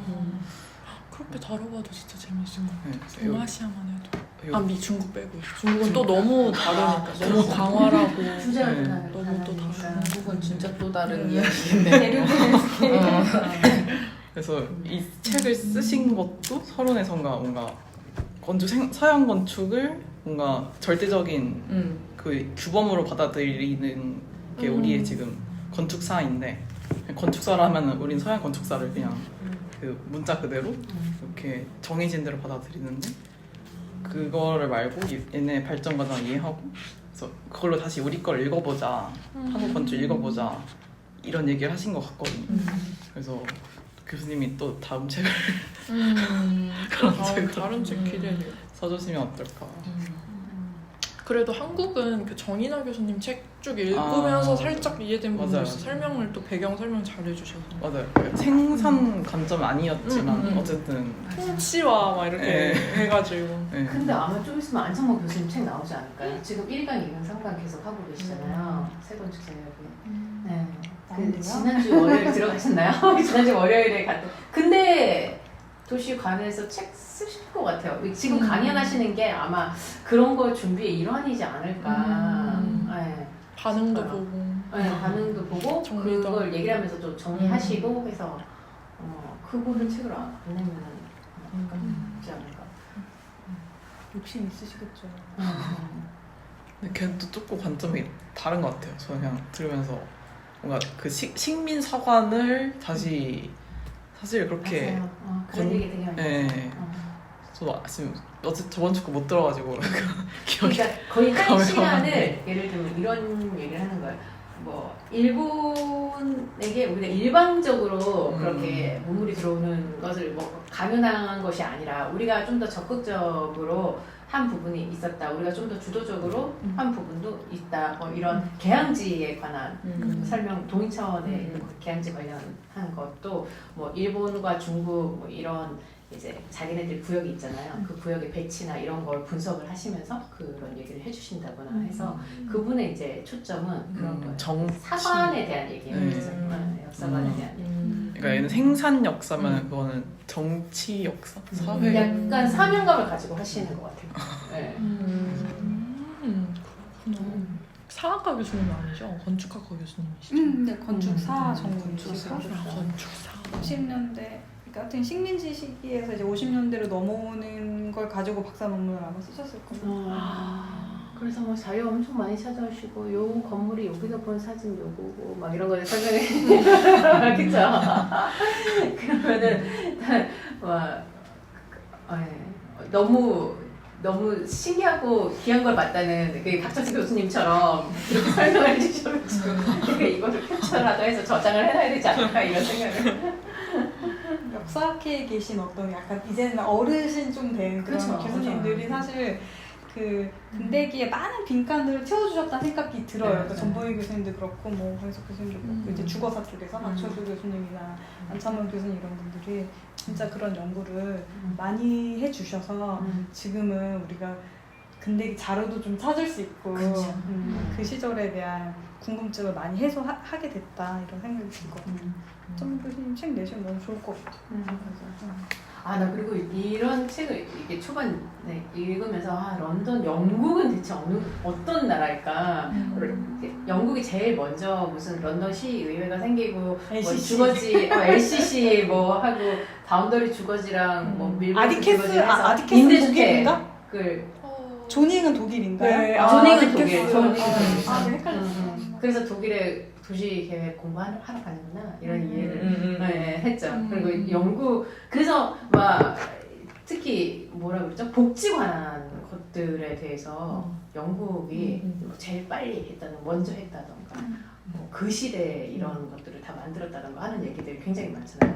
이 현대건축 이 노란색 책에서도 그 얘기가 반복해서 나오고 이 책에서도 그래서 그냥 사실은 논리적으로 생각하면 영국이 제일 먼저 산업화를 했으니까 그에 따르는 여러 가지 부수적인 문제들을 많이 직면을 했고 이걸 어떻게 해결해야겠다 해서 그런 생각을 한 거겠지라고 생각은 하지만 안 할 수도 있잖아요. 그렇죠. 안 할 수도 있잖아요. 네. 그래서 영국 사람 그래서 이런 쪽으로 사람들이 뭐 공부를 하러 가거나 일을 하러 가는 것도 영국에 가는 것도 그 맥락에서는 이해가 된다. 굉장히 역사가 전통이 오래된 곳이구나. 생각을 했어요. 스페인 계실 때 영국 가보셨어요?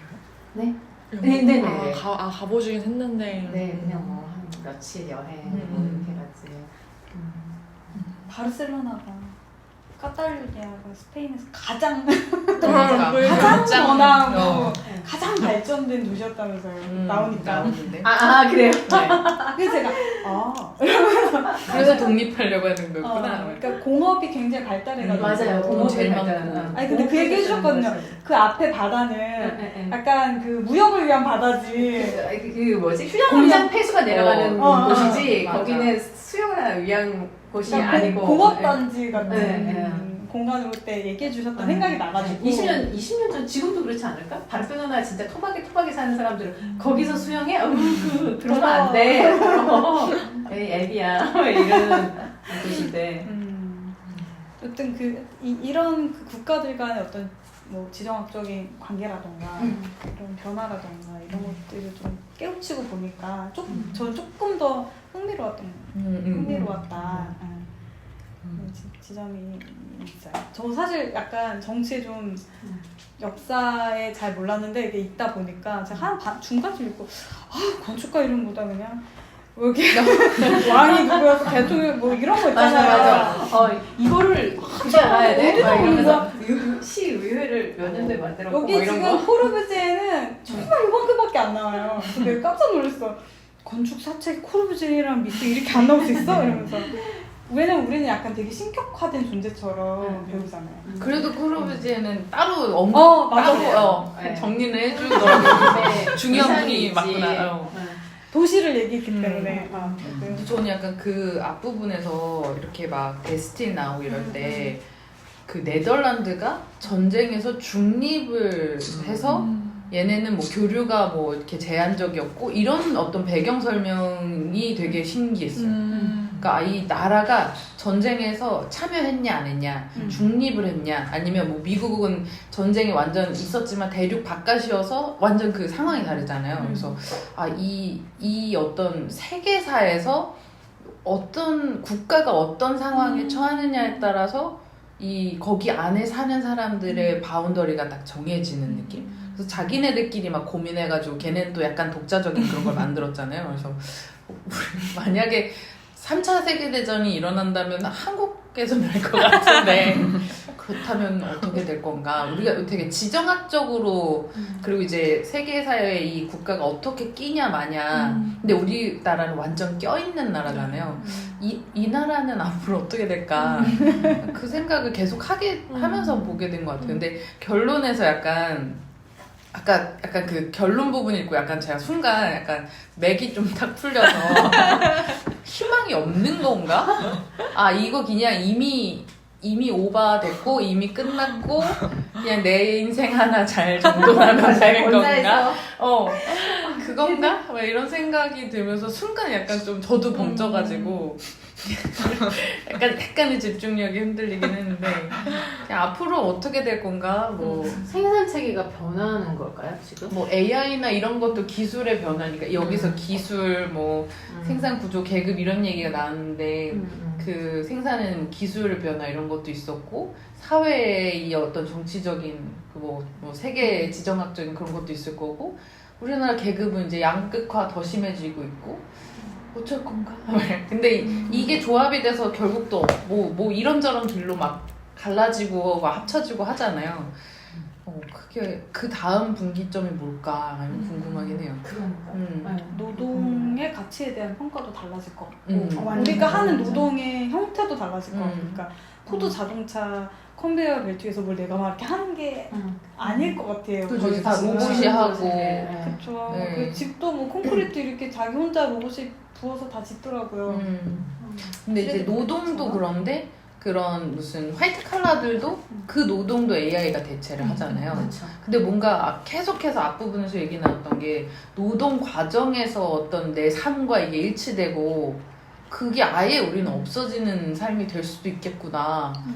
그것도 되게 큰 변화일 것 같다는 생각은 들고 그래서 진짜 요 다음에 우리가 읽어야 될 거는 그러면 AI 시대의 건축 뭐 이런 건가. 그러면 새로운 궁금하긴 계급이 해요. 나올까요? 왜냐면 새로운 계급이 나올까요? 그 전에는 그 지금 이제 19세기 말 이럴 때는 새로운 계급이 등장했잖아. 노동자. 그 전에는 아예 존재하지 않았던 노동자 계급이 따당 하고 나타났잖아. 그리고 그게 다수고 대중이라고 할 만한. 노동하지 않는 자가 절대 다수가 되는 대중이 될 수도 있지 않을까요? 네. 우리가 그럼 얘기가 만약 완전 노동을 다 잃는다고 하면 그래서 이건 완전히 진짜 다른 얘기가 되겠구나 뭐 이런 생각이 좀 들어서 진짜 미래 모르겠다 싶고 근데 한 번 제가 약간 그 어르신 원로 건축가 선생님이랑 한국 어쩌죠 뭐 이런 얘기 하는데 그분은 전쟁을 겪으신 분이었거든요. 너무 태연하게 전쟁이 한 번 나면 달라질 거야라고 하셨어요. 그 여기서 봐 일치되겠죠. 그래서 내가 약간 전쟁은 너무하지 않아요? 그랬더니 이걸 바꿀 수 있는 건 전쟁 끝밖에 없다고. 근데 너무 그렇게 그러니까 단언이라기보다는 툭 던지셨는데 이거 읽고서는 그 정도 돼야 사회가 그치. 와르르 바뀌는구나. 코로나도 약하다. 코로나도 약했나. 네. 예. 코로나가 전쟁의 전초 아닐까? 뭐 약간 이런 불안감도 있고. 예. 아무튼 이 다음 전쟁이 나지 않는 한 우리한테 뭐 그렇게 대단한 미션은 주어지지 않는다 이렇게 생각하면 될까요? 근데 사실 전 세계가 지금 전쟁이 일어나고 있잖아요. 그치. 근데 사실 우리의 삶은 그렇게 바뀌는 것 같지 않고 이 시대 뭐 그렇다고 막 이념적으로 사람들이 막 뭐 이렇게 뭐 대안을 찾는 뭐 이런 것도 아직은 없는 것 같고 아니면 이 시절을 살던 사람들은 우리처럼 이게 뭐 어떻게 되는 건지 모르겠다 이러면서 살고 있는데 이게 한참 지나서 역사적으로 바라봤을 때 이런 흐름이 결국은 만들어졌다라고 정리가 되는 건지 아니면 그 시절의 사람들은 진짜로 여기서 얘기했던 무슨 선언하고 이런 것들을 정말 고민을 하고 있었는 건지 네. 그러니까 걔네들이 엘리트였던 거겠죠? 아무튼 난 대중이구나 난 모르겠구나 이런 생각이 자꾸 들어서 아니 걔네들도 모르는 거 많든 막 해결 못했잖아요. 그래서 맞아 그 모순을 자꾸 무마해 그냥 뭐 좀 쌍장 풍사가 좋은 거잖아. 비전 있잖아 모르겠고 이러면서 필요하잖아. 우리 협회 입장은 이래. 해결 못했잖아요. 계속 그런 고민의 과정으로 이렇게 대충 뭐랄까 수습하면서 가는 건가? 약간 희망의 마지막에 뭐라도 있길 바랬는데 약간 네. 저는 그래서 요즘 생각하는 그러니까 전쟁은 아니어도 기후 위기가 대장 그건 전면 아닐까요? 진짜 근데 약간 그런 관점 있잖아요. 네. 생태계는 한 번씩 맞아. 정화를 하니까 맞아. 지구가 못 살겠다 싶으면 인간도 필요 없어 한번 한번 흔들면 이제 털어내려. 네. 그냥 진짜 그냥 웃긴 얘기인데 가끔 그것도 가능한 시나리오고 인간들이 점점 살 이유를 자꾸 못 찾고 자살률이 되게 올라가잖아요. 맞아요. 그게 젊은 애 친구들도 많이 자살하고 가끔 저 이렇게 노동자로 살다 보면 내가 뭐 누구 무슨 무기용어를 누른다고 돈도 얼마 안 되는데 막 이런 생각 하게 되면 그렇게 사회에 내가 크게 그런 생각도 하게 되고 애는 안 낳고 근데 사람이 사망하는 원래 1등 우리나라 같이 발전된 사회에서 1등은 자살률이고 약간 그러니까 다른 우리가 무슨 전쟁이 나거나 기후 위기로 인간들이 많이 죽는 게 아니라 그런 얘기 했어. 자연 이미 소멸. 전쟁이라고. 이미 이제 보이지 않는 맞아. 그런 이렇게 내적 그 약간 그러네요. 그런 영화에서 왜 이렇게 뭐 심어가지고 스스로 자살하게 만들고 뭐 이런 것들도 있잖아요. 지금 뭐 그 우울 뭐 지금 청소년들 더 심하대요. 그리고 뭐 스마트폰으로 인한 관계 단절 이런 것들을 생각하면 사실은 굉장히 큰 변화가 지금 일어나고 있는 거 아닌가. 그러니까 오히려 단절이 문제니까 그런 것들 특히 코로나 시대에 아예 대면이 안 되고 했을 고리 때 뭐 이런 거. 그런 시대에 건축은 어때야 되냐 이런 질문들이 있었고 그때 건축가들은 또 그럼 이 시대에 우리 이런 공간이 필요하고 막 뭐 내밀고 생산하고 했었잖아요. 그러니까 조금 다른 방향 우리가 생각하는 하이테크로만 가지 않는 다른 결의 사회에 중요한 이슈들이 또 생기면 건축가들은 그거에 맞춰서 뭔가를 또 생산하겠죠. 근데 이제 우리의 이슈가 이 시대에 되게 중요했던 생산의 문제의 기저에는 뭐 기술의 발달, 과학기술이 만들어지면서 철, 유리, 콘크리트 뭐 그리고 이것이 주된 주제였다면 이 다음은 다른 주제가 될 수도 있겠다. 물적 토대로만은 설명할 수 없는 그쵸. 이미 물적 맞아. 토대는 저기 우주까지 갔잖아요. 건축 생산 역사가 아니라 화성까지 갔던데. 건축 그분이 갔던데. 다른 얘기가 전시회에서 봤는데. 생산이라고 전시. 포스터인가? 네. 노원 포스터. 노원 포스터. 무대에도 짓던데. 그러니까, 역시 화성에 갈 사람은 노원 포스터지 뭐 이런. 급이지. 그러니까 그걸 딱 보고 어떤 건축가분들이 맥이 탁 풀렸대요. 아까 그 표현처럼. 다 했네. 누군 화성 가서 짓고 있네. 막 이런. 뭐더 할 게 없냐? 약간 이런 느낌 있잖아요. 근데 우리에게 또 다른 어떤 그런 사명, 인간은 또 그런 데서 계속 그걸 찾아내니까. 근데 그 얘기 하실 때 뭔가 그 코로나에서 이제 건축가들이 이 문제 상황이 생기니까 확 갑자기 막 건축적으로 막 대응하고 그러는 건축가가 좀 귀엽다는 생각이 들었어요. 아이들은 되게 문제 해결이 어떤 자기 삶의 원동력인가? 되게 귀엽지 않아요? 생각해보니까 막 전쟁 났어! 얘가 해결해야 돼! 막 이러면서 약간 그 문제 해결을 위해 사는 어떤 인간상 있잖아요. 그래서 나는 건축가가 그러니까 원래 기본은 이제 예술가 미치지만 건축가는 예술가랑은 좀 관련이 없는 것 같다는 생각을 하고 문제 해결이 약간 그러니까 메인은 아름답게 뭔가를 만들어서 뭐 사람들에게 어떤 풍경을 주고 사는 게 메인이 아니니까 나는 건축이 예술이다 뭐 이런 거는 조금 좁은 관념을 생각하면 아닌 것 같다. 크게 생각하면 세상 모든 것들이 다 예술이니까 네, 그건 그렇다 치고. 어떻게 보면 지금 문제가 너무 산발적이고 이렇게 자잘한 문제를 이제 풀어야 되니까 약간 의욕이 안 생기는데 코로나 빡! 왜 이게 이 거대한 문제를 풀어보자 이러면 다 같이 의욕이 생기는 거. 뭐 이런 캐릭터인가? 그래서 자, 흥미롭군. 뭐 이런 캐릭터인가 싶어서 건축가들 되게 귀엽다. 뭐 이런 생각. 그러니까 건축가들 말고 건축가, 디자이너 약간 그런 뭔가 문제 해결을 하고 싶어하는 인간 종이 있잖아요. 그러니까 한편으로 기후위기 이런 문제 대두되면서 쓰레기 가지고 건축해보자. 그러니까 재생해보자. 약간 이런 게 또 이슈가 되고 그런 걸 또 연구하시는 분들이 생기니까 또 그러니까 늘 사회에 어떤 요청이 있고 우리는 누가 시켜주지 않으면 우리 스스로 일할 수는 없는 사람들이잖아요. 딱 그 세팅이 있는 것 같아요. 돈 주고 시켜줘야 할 수 있는 내가 계속 내 집 만들 수는 없으니까 딱 그 분명한 클라이언트가 있다는 점에서 건축은 조금 다른 예술과는 분명히 차별화가 되는데 딱 그 지점이 우리를 또 생존하게 하는 문제 해결 할 일이 있다. 문제가 있어? 일한다. 오케이 좋아. 사회가 원한다. 그래서 기후위기 문제 해결. 그래서 한편으로는 러시아로 다 갔던 이유가 거기서 원하니까 문제 해결을 원하니까 거기서는 우리 어떤 그 시대에 그러니까 거기 갔다가 그러니까 단순히 나의 의지를 짜서 이 나라 갔다 저 나라 갔다라기보다 날 필요로 한다면 여기도 가고 미국도 가고 갈 수 있는 거죠. 그러니까 그런 조금 차이가 있어. 그러니까 그 건축가들의 어떤 이 세계사 속의 흐름을 보면 그렇네 문제가 있는 곳으로 가서 나를 쏘주는 곳에 내가 열심히 복무하고 정치인 일이라면 정치인 예술가랑 완전 다르지. 예술가는 그렇게 하지 않죠. 약간 다르죠. 네, 나를 써주는 데 찾아가지 않죠.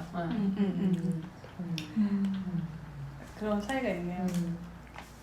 그러니까 설계 공부할 때 온갖 나라에 가가지고 알겠지? 장사가 된다. 나 필요해? 막 이러면서 가면. 유럽은 시장이 너무 작아 이제 포화 상태야. 그럼 이제 아시아로 맞아. 지사 내고 하는 그런 이유가 다 있는 거겠죠.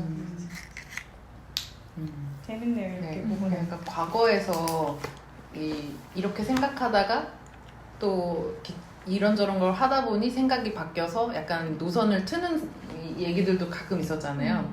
그리고 뭐였더라? 원래 나치도 반 대기업이었는데 대기업 돈 받고 갑자기 그러서 노선 틀잖아요. 그래서 다 이런 건가? 그래서 그냥 어떻게 보면 매 순간마다 그냥 고민을 하면서 최선의 선택을 하다 보니 역사가 된 건가? 왔다. 그래서 나도 약간 지금 막 얘기 나누면서 답은 없고 그러니까 뭐랄까 그 문제집에서 답안지가 없는 상황에서 논수령을 지금 풀고 있는 건가 보다 그런 생각이 들어서 그냥 내 살길 잘 고민하며 살아야지로 귀결이 되는 것 같아요 저는. 이 책의 서문을 볼 때 되게 재밌던 게 건축의 본질을 더 이상 물어보지 말라고.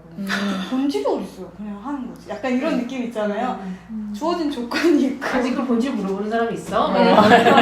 추상적이고 무거운 질문 던질 거 없다. 그러니까 그게 쓸데없다라기보다 그 무게에서 벗어나도 괜찮다. 이미 우리는 그 주어진 조건 안에서 생사 활동을 하는 사람들이니까 그런 측면이 저는 우리가 이제 학교에서 건축사 배우거나 이론 배울 때 되게 무게를 엄청 잡아가지고 가르칠 때 있단 말이죠. 뭐 철학이 어쩌고 저쩌고. 그러니까 근데 무의미하진 않지만 무관하진 않지만 더 이제 초점을 맞춰야 하는 부분들이 뭐 본질을 쫓는 건 기본이고 그냥 이건 우리의 디폴트로 깔려 있는 거고 우리가 이 주어진 상황에서 하는 거구나.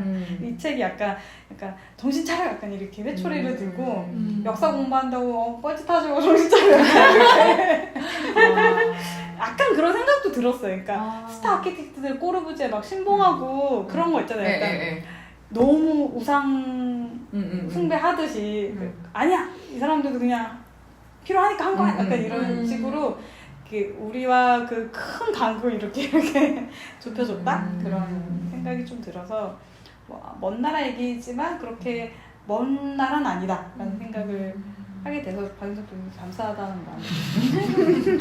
이게 저는 건축을 이렇게 막 학부에서 공부하지 않았으니까 근데 건축의 본질이라는 걸 사실 모르거든요. 뭔가 이렇게 그런 걸 배우셨을 것 같은데 근데 말씀하신 것처럼 그런 게 아니라 이건 생산이야. 건축은 생산된 어떤 결과물 혹은 어떤 그 과정에 있는 거야. 정신 차려. 약간 진짜 그 맥락으로 이런 얘기를 하셨나? 라는 생각이 지금 들었어요. 본질이라는 게 원래 있다는 생각을 아예 못했어가지고 그래서 그런 관점으로 보면 이게 또 되게 후드려 맞는 어떤 여기서 되게 비판하잖아요. 기디언이 그렇게 쓴 거. 되게 약간 비꼬는 투로 너무 맹랑한 거야. 자기 같지도 않은 소리 하고 있어. 약간 이런 느낌. 걔는 그러더라? 약간 이런 투로 쓰신 것 같아서 저도 그거 좀 웃겼어요. 그런 것도 있지. 뭐 그렇게 또 얘기해. 약간 이런 느낌. 근데 여기서 이제 각 시대마다 건축사도 나오고 공공건축도 따로 어쨌든 짓잖아요. 그게 되게 진짜 이거를 촘촘히 하나도 놓치지 않고 내가 다 짚어줄게 약간 그런 느낌도 있었어요. 건축사를 그때 그렇게 단계적으로 이렇게 짚어주는 건 진짜 처음 본 것 같아서 모든 장면에 뒷부분에 항상 주거 얘기가 나와. 맞아. 보통 건축사에는 주거 얘기 하나도 안 나오거든요. 그러니까요. 특히 뭐 사회주택? 이거 왜 나와요? 그러니까 사회주택 얘기가 뭐야. 그런 걸 그렇게 중요하게 제가 유일하게 기억하는 주택 프로젝트는 바이든호프밖에 없어요. 전시 그거. 건축사 책을 좀 읽어봤을 때 그게 되게 중요한 프로젝트인데 공동주택 이런 얘기 나오잖아. 그게 등장한 맥락은 생각이 안 난다. 근데 그게 사람 이 생각에 영향을 많이 미치는 것 같아요. 공동주택은 그러니까 우리가 건축사에서 그걸 빼고 늘 배웠기 때문에 그게 어떤 건축사에서 다룰 만한 중요한 주제가 아니고 완전히 다른 영역이고 우리가 그렇게 깊이 생각 안 해도 된다고 생각을 계속 하게 되거든요. 그럼 예술로서의 건축이 더 추가됐던 거예요? 그러니까 어떻게 생각하면 단독주택도 공동주택도 한 맥락의 그건인데 왜 그 공동주택만 빼고 맨날 이 건축사가 그러니까 동시대에 벌어지고 있는 일이지만 우리가 생각할 때 건축가의 작품이라고 하면 건축가여야 되니까 바이든호프가 건축가들의 그 종합 선물 세트 같은 거였어요. 그래서 중요했던 거예요. 네. 공동주택이랑 단독주택 우리가 아는 건축가여야 하고 세계적으로 그리고 어떤 그 자신의 이념이 그러니까 구현돼야 되는데 실제로 이 바이센호프 주거단지에 있는 주택들은 굉장히 고가로 지어진 그렇죠. 아주 이상적인 실험적인 그거지. 주택인데. 그치, 이거를 일반적인 다른 공동주택 역사에서 그런 게 진짜 공동주택사에선 그런 게 있다더라 하고 넘어가는 정도지 딱 그렇게 말할 수 있는 거는 아니니까. 거기서 많은 실험이 이루어졌다. 그냥 어떤 그냥 모델하우스 촌 같은 예, 그런 그러니까, 느낌인데 그게 실제로 적용되는 하우징 이런 거에서는 완전히 다른 얘기잖아요. 근데 건축사에서는 그것만 다르고 여기선 또 그거는 거기로 이제 중요한 어떤 그런 지점이긴 하지만 예, 약간 좀 다루는 영역이 많이 달라요. 이게 159페이지에 나오는데 바이센호프 줄에 기억이 안 나서. 바이센호프는 그래서 여기다 메모를 해놨어요. 슈투트가르트에서 열린 독일공장연맹 전시 일환으로 했는데 여기 쭉 나오면 우리가 아는 건축가들 이름 나오고 각자의 주거 노동자 주거의 원형을 제시한다고 홍보됐지만 실제로는 건축가의 개인적 성향이 강하고 공사비가 비쌀 뿐 아니라 공업 생산을 위한 조치들도 보이지 않았다. 말한 거랑 다른 거죠. 모더니즘 건축.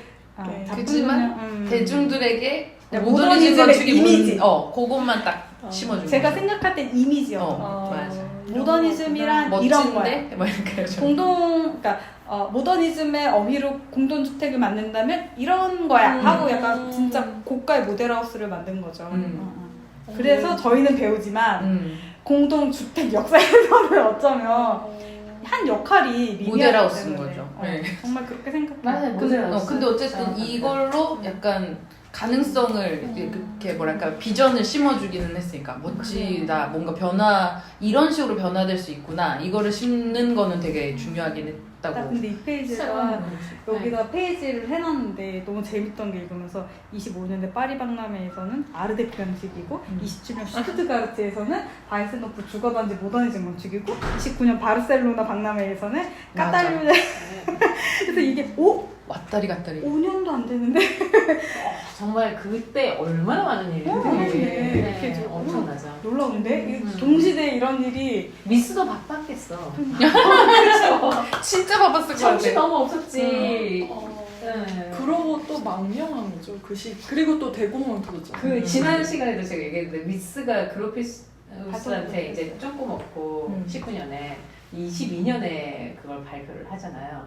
그 굉장히 놀라운 맞췄는 계획안 5개를 했잖아요. 근데 그 3년 동안 얼마나 절치부심하면서 내가 진짜 이 자식들 실제로 지어지진 않을 거지만 놀라운 거 보여줄 거야. 진짜 니네들 하는 거 되게 다들 열심히 살았을 것 같잖아요. 이 악몽에 눈물 흘리면서 내가 너한테 나를 지금 증명해야지. 미스가 굉장히 성격이 과묵한 사람이거든요. 말도 거의 없고 되게 철학가 같은 사람이어서 이 꾹 닫고 자기 작업만 한 진짜 약간 그가예요. 제가 그 미스 반데로의 그 전기 같은 책을 그때 작업하면서 속을 얼마나 상처받아 많이 얼마나 받았을까.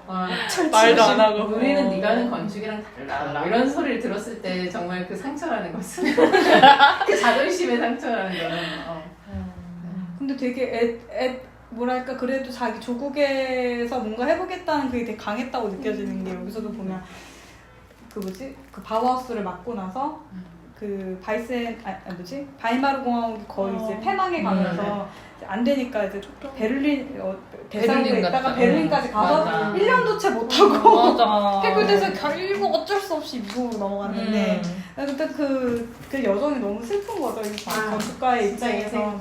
힘들어. 나 약간 상관없지만 요른 우존의 다큐멘터리를 본 적이 있거든요.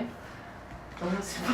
인생이 너무 슬프고 정말 우리는 그 조개 같이 생긴 호주의 오페라 하우스를 생각하잖아요. 그러면 굉장히 화려한 건축물을 완성하고 세상 사람들이 모두가 아는 그 건축물을 설계를 했고 요른 우존 이름 정도는 다들 조금 알고 이런데도 그 사람의 인생 자체는 너무나 슬프고 가슴이 아파가지고 보기가 힘들었어요. 그 오페라 하우스 이제 짓는 동안 뭐 이런 요구를 받았고 저런 요구를 받았고 엄청 고생했다고 엄청 고생하고 뭐 잘렸고 항의를 받고 뭐 또 어떻게 감옥에 들어갈 뻔 했는데 또 자기 가족 중에 누가 한 명이 또 어떻게 됐고 그러면 진짜 초기 예상했던 건설 비용의 몇 배가 들었을 거예요. 그러니까 그 비난은 비난대로 받고 언론에서 또 막 두드려 막 하일처럼 막 아니 그렇잖아요. 너무 피곤해. 그러니까 칭찬을 또 막 이렇게 하다가 회의처럼 또 욕이 덮치잖아. 네. 그래서 그 다큐멘터리를 보고 너무 마음이 울적했어요. 건축가의 성공한 건축가라고 생각해요. 성공한 건축가의 슬픈 일대기 뭐 이런. 그렇죠. 네. 성공 뭘까? 성공 볼까? 좀 행복하게 성공한 사람도 많을 텐데 건축가는 아닐 거야. 이런 생각. 아이고. 갑자기 한숨으로. 근데 이거 보면서 뭐 알토가 안 나와서 좀 아쉬웠는데 그래요. 왜 이 책엔 알토가 알토를 안 별로 나와요? 안 했어요. 북유럽까지 안 가셨나? 오, 그러네. 스웨덴인가 어디까지만 언급 딱 하시고 안 하시더라고요. 맞아요. 스톡홀름 얘기는 잠깐 나오는 것 같아요. 근데 이제 핀란드 뭐 이렇게까지 가긴 너무 멀지 않았어요. 스웨덴도 맞아요. 나왔는데. 딱 스웨덴 딱 한 제가 읽은 데서는 딱 한 두 장 정도에서 딱 언급하고 끝났어요. 그래서 거기까지. 조직이 없어서 그래. 그래, 맞아. 아. 한 3명 있었어야 되는데. 맞아. 조직이 없어. 조직이 없어요. 그래. 없어서 그래. 네. 무슨 무브먼트가 있거나 그래. 무슨 연맹이 있거나 맞아. 나 혼자 존잘하면 안 돼. 진짜 안 돼. 근데 진짜 우리 종이와 콘크리트 그때도 박인숙 교수님이 막 선언하고 그 시절에 하시던 분이잖아요. 그러니까 그 무브먼트를 하던 그 시대에 그 힘이 있는 것 같아. 지금은 그 무브먼트가 없잖아요. 한국에서는 4상 그룹이 끝이에요. 맞아. 그렇게 평가하고 있잖아요, 역사에서. 맞아. 종이와 콘크리트가 뭐예요? 전시 제목이었는데 국립현대미술관에서 이제 그 한국의 근대 건축이 딱 형성되던 그 시기에 굉장히 많은 이런 그 미술로 따지면 미술사에서도 되게 많은 그 조직들이나 단체들이 생기잖아요. 67년인데 그런 것에 대해서 건축에서 정리된 게 아무것도 없는 거예요. 그 사람들이 무엇을 했고 무엇을 생산했고 하는 걸 증명할 수 있는 길을 이제 그들이 남긴 어떤 그 선언문이나 책이나 출간된 그런 종이로 생산된 것과 그리고 그들이 생산한 콘크리트 물적 대상 이 두 개가 전부인 거예요. 우리는 건축가는 아티스트가 아니니까. 그래서 이 두 개를 이제 상반되게 대치하면서 이제 막 매니페스토 한 거라 이렇게 물적으로 지은 걸 이걸 이제 딱 병치해서 보여주면서 요 시절의 건축가들이 그래서 무엇을 했는가를 보여주는 전시였던 저는 되게 재밌게 저도 봤었거든요. 되게 재밌었어요. 우리나라에서도 이런 흐름이 있었구나를 그 전시에서 알았어요. 그러니까 되게 무식했던 거죠. 네. 그러니까 예를 들자면 빈민 주거를 해결하기 위해서 막 대학생들이 막 단체 만들어서 자기들이 막 조사해가지고 이 책자 같은 거 만들고 막 이렇게 뿌리고 이렇게 일종의 운동을 사회 운동을 한 거죠. 건축가로서 무엇을 해야 하는 생각하면서. 그러니까 뭐 그런 식의 여러 가지 그 조직들이 만들어졌고 에세이도 거의 끝 무렵쯤에나 만들어진 그 단체 같은데 학교 밖에서 예를 들어 공부를 한다면 대안적 건축 교육은 뭐 어떤 식으로 됐냐. 그러면 뭐 동아리들을 자발적으로 만들었냐 아니면은 몇몇 그 뜻있는 건축가들이 모여서 서울건축학교라는 거를 90년대에 만들어서 이제 그 누가 교장이었고 뭐 이런 건 어떻게 됐고 뭐 미니총 같은 데서는 또 어떤 활동을 했고 어떻게 협력했고 다른 타 분야랑은 뭐 이런 식의 이야기들을 풍요롭게 좀 이렇게 조사해서 했던 전시였어요. 제가 도록이 아마 집에 있을 것 같은데 다음에 한번 까먹지 않고 가져와 볼게요. 네, 부탁드립니다. 재미있었어요 정말. 너무 좋으셔서 도록을 사셨나 봐요. 그렇죠. 그랬던 것 같아요. 근데 그런 막 주거 문제에 뛰어들어서 막 하고 했던 게 박인숙 교수님도 아무튼 청년 시절에 막 그런 걸 하셨던 분들. 하셨어요? 네. 대학생 때 그분들이. 네. 그분들. 이분들 세대. 이분들은 인생이 멋져. 사명감 있는 삶이라. 네, 그때 막 그렇게 공부 열심히 하고 운동하고 30년 강의해서 이런 책 쓰고 멋져. 생각해보면 1987년도가 막 영화도 나왔지만 그런 무드였는데 그 시절에 이제 대학 다니신 분들이잖아요. 입학해서 80년대 한창 학생운동이랑 이런 거. 근데 그 학생 운동을 이분은 건축으로 세상을 바꾸는 뭐 이런 쪽으로 또 유토피아를 꿈꿨다. 그러니까 근데 저는 유토피아 저 약간 개몽충이어가지고 유토피아가 좀 상이라도 그려지면 좋겠어요. 의미가 각자의 유토피아라도 아무튼 이게 이제 하나로 이제 안무이겠지만 아무튼 아니 그래도 누군가 한 명이 그 유토피아를 엄청 구체적으로 그리면 그 옆에 한 사람은 그래도 그건 아니고 요렇게 그러면서 점점 이렇게 상이 좀 구체화되지 만들어지는 않을까요? 맞아. 루크루비즈도 뭐 이렇게 했더니 누가 또 옆에서 뭘 이렇게 거들어서 이렇게 뭐 다듬고 그건 이런 아니지, 얘기. 이러면서. 영성과 진보에 예. 대한 이야기를 잠깐 했습니다. 그래서 그 책을 보면 이거 너무 중요한 얘기였는데 녹음을 그 책에 다 나옵니다. 근데 여튼 그 대안을 그렇게 될 수밖에 없는 우리의 상황이 너무나 안타까워. 그게 70년대부터 60년대부터 시작하겠죠. 60년대부터 한국이 근현대사를 다 지배하는 이 전복의 역사가 계속 실패하고 신공부가 들어서고 실패하고 또 독재 같은 사람들도 이 원인은 대안이 없었기 때문이다. 정치인들도 그거를 시위만 하지 촛불 시위 다음이 없었기 때문에 상을 못 그려. 그러니까 그 다음에 무엇이 필요한지에 대한 준비가 없이 반대만 했기 때문에 우리의 어떡해. 민주주의는 실패했던 거다. 예를 들자면 그 풀뿌리 민주주의가 맞아요. 결과적으로 아름다운 결론에 가지 못했던 것이 그러니까 자기가 그래서 주변을 돌아보면 자기랑 같은 행보를 했던 시창당하자 그래서 만들었는데 진보당을 만들었는데 아닌가 하고 다시 들어갔다는 거예요. 자기는 뭐 변절자라고까지 말씀하시지 않지만 그 말이 너무 와닿았었어요. 아니라고 생각했으면 다시 들어갈 거였으면 뭐하고 나왔어 이렇게 그냥 이게 약간 정치적 입장 때문에 이렇게 색을 이렇게 달리 막 이렇게 태세를 전환하는 이게 자기는 학자로서도 혹은 정치에 뛰어든 사람으로서도 받아들일 수 없었다고 그래서 그 다음은 결국 없어졌지만 근데 약간 그런 태제가 우리 건축 사회나 다 이제 모든 것에 이렇게 반발만 하고 틀렸다고 비판만 할 것이 아니라 그것에 대한 적절한 그 대안을 제시하지 못하는 것이 그러니까 어쩌면 이 세대의 사람들은 그 대안을 찾기 위해 노력했던 사람들인 것 같아요. 우리 시대의 건축은 이게 아니야.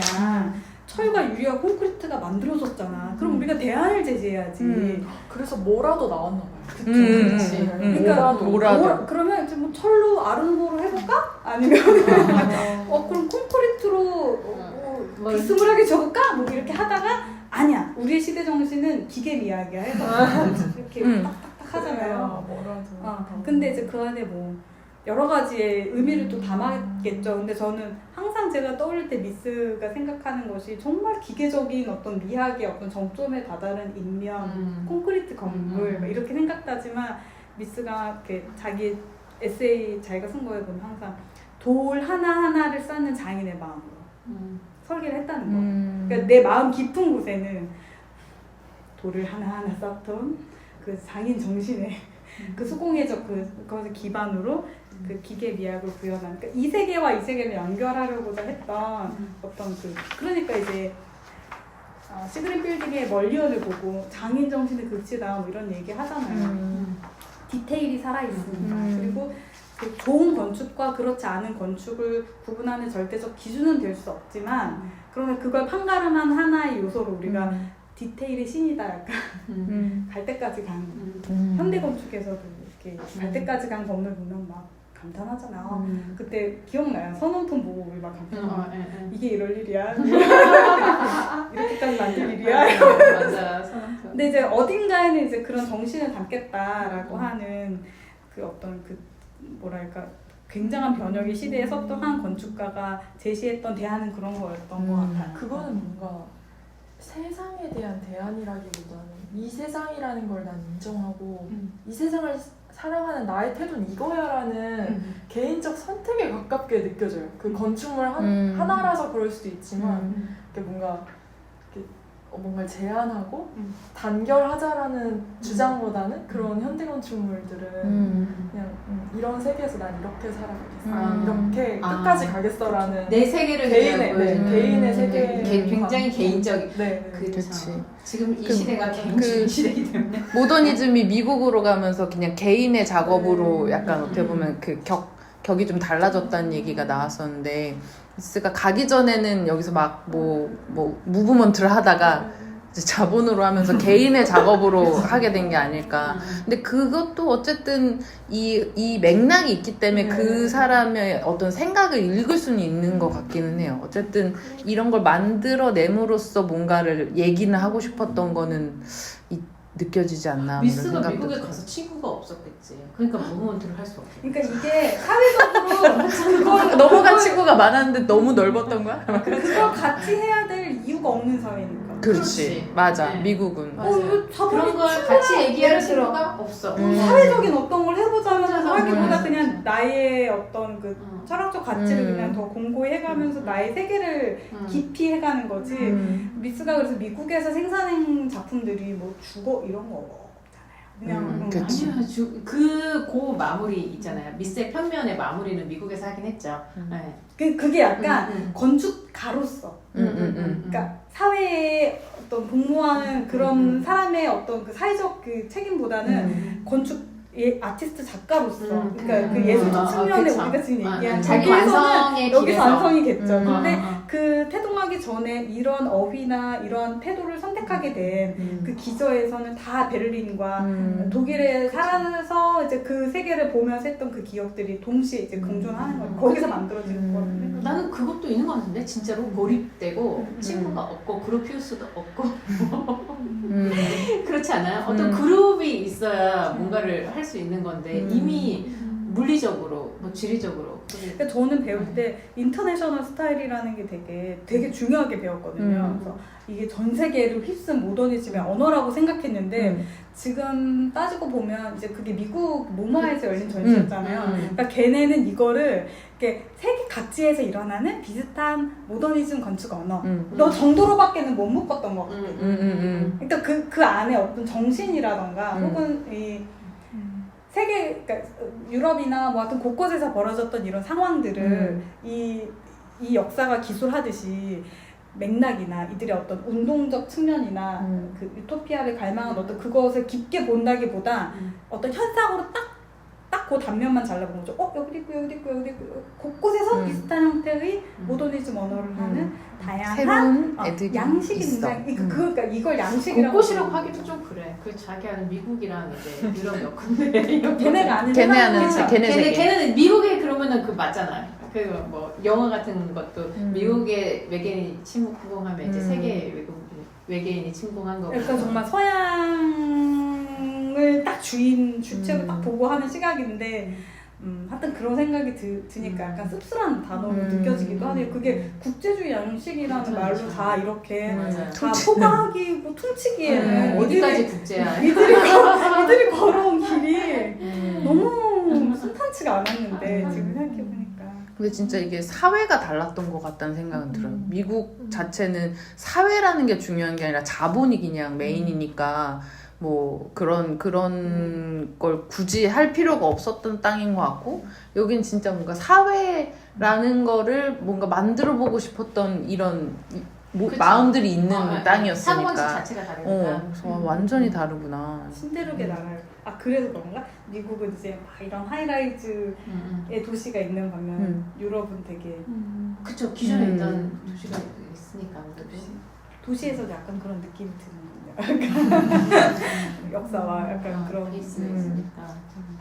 그 요즘 키오스크 다 쓰잖아요. 식당 가도 다 이걸로 주고.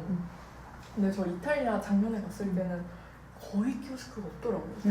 다 그냥 에스프레소에서 그 사람이랑 얘기하고 담소 한마디씩 하고 그걸 이 사람들은 즐기니까 나와 대화하던 인간으로 느끼니까 그걸 대체하려고 할 생각을 아예 안 한다고 저는 느꼈는데 이제 막 그런 얘기를 하면서 지금 다 막 마트에 있는 노동자들도 다 잘리게 되고 하는데 이렇게 가는 게 맞냐 막 이런 얘기를 하는데 유럽 사회가 지금 계속 침체하는 게 그런 걸 못 따라가서라는 얘기를 하는데 저는 그 얘기가 되게 그 미국 자본적인 시선에서 그렇게 사회를 바라보니까 그러니까 이들은 그걸 따라가야 돼? 싶은 거죠 또. 이들은 키오스크 이렇게 그거 다 해서 따라가야 지키고 돼? 싶은 게 있는 건데 맞아. 나는 내가 뭘 위해 사는데 이렇게 대화 한마디 하고 이러려고 사는 건데 맞아. 그들은 그걸 잘 지켜가고 있는데도 불구하고 유럽이 경기가 침체된 거는 그런 것들 때문이다. 효율화를 못하고 정말 사회가 되게 방금 말씀하신 것처럼 사회 그 근본 기저에 있는 사상이 다른 것 같아요. 근데 또 결국은 돈이 안 돌면 아무리 생각이 좋아도 망하잖아요. 이걸 또 역사에서 계속 보니까 자본이 맞나? 예. 자본주의 책을 읽어야 되나? 근데 또 리얼리즘? 저도 그 책 마크 피셔. 책 하는 거 못 막을 봤는데. 수 없었던 근데 또 자본주의가 막 가다가 근데 뭐 그런 수요는 그렇게까지 계속되지 않았어. 그래서 또 망하잖아요. 그래서 적당히가 없는 것 그러니까 같아요. 약간 수요의 중심에 있는 인간의 수가 줄어들고 있다. 맞아, 지금 줄고 있고. 굉장한 문제다. 이 약간 이런 뭐랄까 이런 조건에서 뭐가 흥했다가 뭐가 망했다 이런 것들을 좀 정리해 보면 지금 AI는 어떻게 될 거니까 뭐가 흥할 거다 망할 거다 이런 걸 약간 이렇게 좀 멀리서 놓고 볼 수도 있지 않을까 이런 상상을 하게 되네요. 재밌을 것 같아요. 긴 그걸로 넓게 보고 싶. 그때 그 저희 언제죠? 침묵의 봄이었나요? 그 얘기할 때 어떤 시대에는 고엽제를 그냥 막 뿌리고 살았다고 했는데 스마트폰을 이렇게 베개 옆에 두고 자는 우리 시대를 보고 맞아. 누군가는 저런 시대가 있었대 이럴 거라는 뇌를 죽이고 있어. 정말의 시대처럼. 그래서 인간 뇌 종말 막 약간 그 시절은 그렇게 끝났고 뭐 이렇게 될 수도 있는 거잖아요. 길게 보면 우리 시대도 되게 그런 시대였는데 여기서 지랄이야. 살아가면서 이런 사람들 진짜 무식하지 않았어? 이러면서 와이파이를 다 틀어놨대 미쳤어 막 그럴 수도 있는 그렇게 거잖아요. 외로웠다잖아. 아 그치. 먼 미래의 우리를 어떻게 볼 건가. 그러니까. 1989년에 영화가 이렇게 옛날이 됐는데 그러니까 나 그거 보면서 너무너무 좀 기분이 받으시네. 이상했어요. 그러니까 89년에 나는 14살이고 이제 35년이 지나서 나는 이 나이가 됐어요. 그 사람들에게도 똑같은 시간이 이제 적용이 됐겠죠? 한편으로는 사람은 오래 살아야 된다. 아직도 조요이토 살아있고 아직도 안 되다도 거기에서 나오는 분들 살아있고 똑같이 살았는데.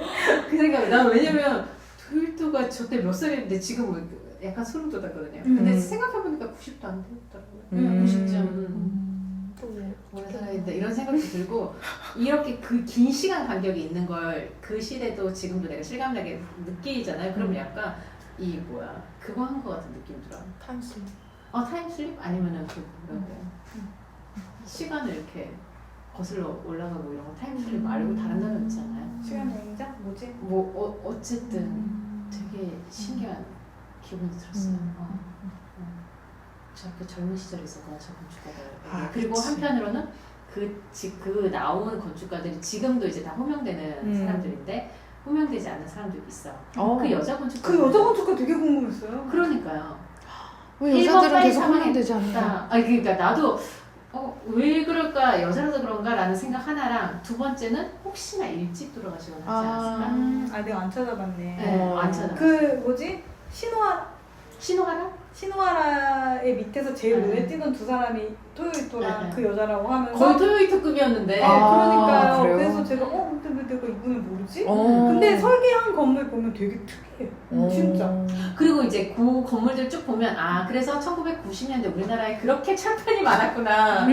뭐가 많았잖아? 철판. 아직도 잊혀지지 않아요. 왜냐면 제가 90년대 항공 철판이 엄청 많아. 대학로 근처에 살았는데 대학로에 대학로에 막 지어지는 맞아요. 건물 저게 뭐야? 맞아 진짜 많아. 이상해 막 그렇게 생각한 건물들이 많았거든요. 왜냐면 그 김수근의 그 벽돌 건물만 보다가 그 주변에 저는 너무 생생히 기억나요. 7, 8살 때 막 할머니 손잡고 막 이렇게 가서 돌아다녀 보면 다 벽돌 건물로 단장을 친 고급 주택들이 되게 많았고 가운데 딱 마흔리 공원에서 흙바닥이 있어서 거기서 놀이터에서 놀았어요. 그네 타고. 그리고 막 주말에는 길 다 막아놓고 막 공연하고 그 약간 그 대학 문화라는 것이 막 이제 꽃 피우던 시절 87년 지나서 88년이 이제 올림픽 했잖아요. 하여튼 근데 그 시절을 생각하니까 근데 거기에 콘크리트 건물이 들어선다는 거 노출 콘크리트라는 거 이상한데? 타일 건물까지 괜찮았어. 근데 콘크리트 좀 이상한데? 근데 그때 승효상 뭐 방철 사상그룹 건축가들 중에 노출 콘크리트 쓰시는 분들 거기 막 들어가고 제가 중고등학교 때 공연을 보러 그런 데 막 갔단 말이에요. 합전 이런 데 옆에도 그런 콘크리트 건물이 들어섰거든요. 이건 뭐지? 신기한데? 하면서 제가 그 낯설을 보면서 약간 건축 재밌는가 봐 이렇게 생각했던 것 같아요. 왜냐면 고등학교 때 거의 대학로 다니면서 사진을 찍었거든요. 이상하게 생긴 건물. 와. 근데 역시 신기하다. 내가 발음 잘못 들은 될성부른 해화동에 살아서. 아, 근데 그러니까. 똑같이 해화동에 살았어도 그렇게 안 간 사람 되게 많은데 그냥 어디 살아도 그렇게 됐었을 거다. 제가 해화동에 안 살고 응. 가끔 봐서 그랬을 거예요. 어쩌면 살았으면 좀 다르지 않았을까? 그런 생각도 들고 하여튼 그래요. 아무튼 우리도 그런 어떤 변화가 이렇게 막 눈에 띄게 있었던 그 시절 생각해보니까 일본 건축의 영향을 많이 받았네. 그 339페이지에서 여기 막 초기에는 아니 한번 좀 339페이지에서 도시에 막 공업 입지가 집중되면서 고밀화되고 그래서 막 석탄 연료라서 옛날 얘기예요. 이거 18세기 1800년대 얘기인데 그래서 막 이제 점차 몇 개 필지를 합하여 중정 공간을 크게 확보함으로써 체감과 환기를 개선할 가구형 공동주택이 지어졌다. 이게 저희가 좀 유럽에서 보는 식의 그 가구형 공동주택들인 거잖아요. 네, 불량한 도시 환경 속에서 최소한의 거주 수준을 보장하는 장치로서 중정 공간을 확보한. 근데 그래서 저는 르꼬르비지에가 체감과 환기를 개선할 수 있는 주거로서 그 뭐죠? 고층의 공원? 그걸 공원 속 고층 주거를 했는데 그게 이제 너무 혁명적이었겠다라는 생각이 들었어요. 이걸 보고 그걸 보니까. 근데 어떻게 보면 여기서는 이제 계속 반성하고 이건 아니다 해가지고 안 하기로 했는데 우리나라는 이 공원 속 고층 주거가 필요한 상황이 아니었잖아요. 우리 서울도 뭐 서울도 있을 어떻게 거예요. 이제 있을 거예요. 이 OTT 때문에 이제 또 영화관 많이 복합 쇼핑몰 같은 거대한 예를 들어 우리 시절에 뭐 밀리오레나 이런 데 안 가잖아요. 그치, 맞아. 밀려를 거기 다 비었더라고. 신도림도 DQ부 없어진다고. 그런 높은 건물들, 높은 건물에 뭘 올라가서 하고 싶다 이런 욕구가 이제는 많이 없지 이렇게 않나? 작은 게 이렇게 나뉘어 있는 상가 건물을 돌아다니면서 쇼핑을 하는 그런 문화가 이제 아닌 것 같아요. 근데 또 그런 얘기도 하더라고요. 저층에 단독주택지는 또 다 카페거리 됐잖아요. 왜냐면 사람들이 그렇게 다니면서 하는 재미도 분명 있는데 그게 이제 다 없으니까 그런 데로 가서 그냥 단독주택지에 사는 주민들은 또 갑자기 또 교통체증에 뭐에 막 맞아요. 정자동 카페거리 막 이게 다 이제 단독주택이잖아요. 트렌드처럼 지나가는데 그렇게 이제 용적률 600% 해주고 300 몇십 프로 해줘서 되게 높은 건물들을 이렇게 지었어. 근데 더 이상 사람들이 그것을 선호하지 않아. 맞아요. 뭐 이러면 어떻게 선호하지 않는다는 걸 아무도 인정하지 않고 그 공무원들과 맞아요. 민간은 그냥 이렇게 우리가 올려주면 하겠지. 민간은 올려줘야 하지. 이런 식으로 계속 짜만 척하다 보니까. 그러면 이제 얼추 동계산 맞거든. 동계산. 동계산이. 근데 그 선호가 내가 이런 곳에 살고 싶어가 아니라 저런 곳에 살아야 돈을 벌어라는 선호도 많잖아요. 그치. 그리고 저런 데 사는 게 돈 번 사람들의 삶 그런 걸로 또 이제 그 신축 아파트에 사는 삶 그거를 이제 모두들 꿈꾸는 그런 것도 만들어지고 있는 것 같다는 생각이 들어요. 약간 무슨 인스타그램이나 이런 거에서 저는 사실 신축 아파트에서 보이는 뷰를 보고 되게 끔찍하다고 생각했는데 그 말도 안 되게 그냥 아파트만 보이는 그 뷰가 신축 아파트에 산다는 지표일 수 있는 거잖아요. 그걸 되게 과시하듯이 올리는 사람들이 인스타그램에 있더라고요. 그러니까 나는 그 신축 아파트 사는 어떤 라이프 스타일. 근데 그게 서울에서만 있는 게 아니라 뭐 전국에서도 그게 어떻게 보면 잘 사는 사람의 표상이 되면 그런 걸 반복적으로 소비할 수도 있겠구나. 근데 나는 그거 못 살겠다. 뭐 그런 생각을 하는 거죠. 근데 어쨌든 아까도 그런 어떤 이미지를 심어주는 거? 그런 판타지를 주고 그걸로 그냥 다 돌아가는 걸 수도 있겠다. 그래서 분당에서도 만약에 600%로 됐지만 그게 어떻게 보면 지금 이 시점에 우리의 그 중상류층의 삶이야. 그걸 나타내주는 표상이야. 부의 또 상징이야. 부의 상징이야.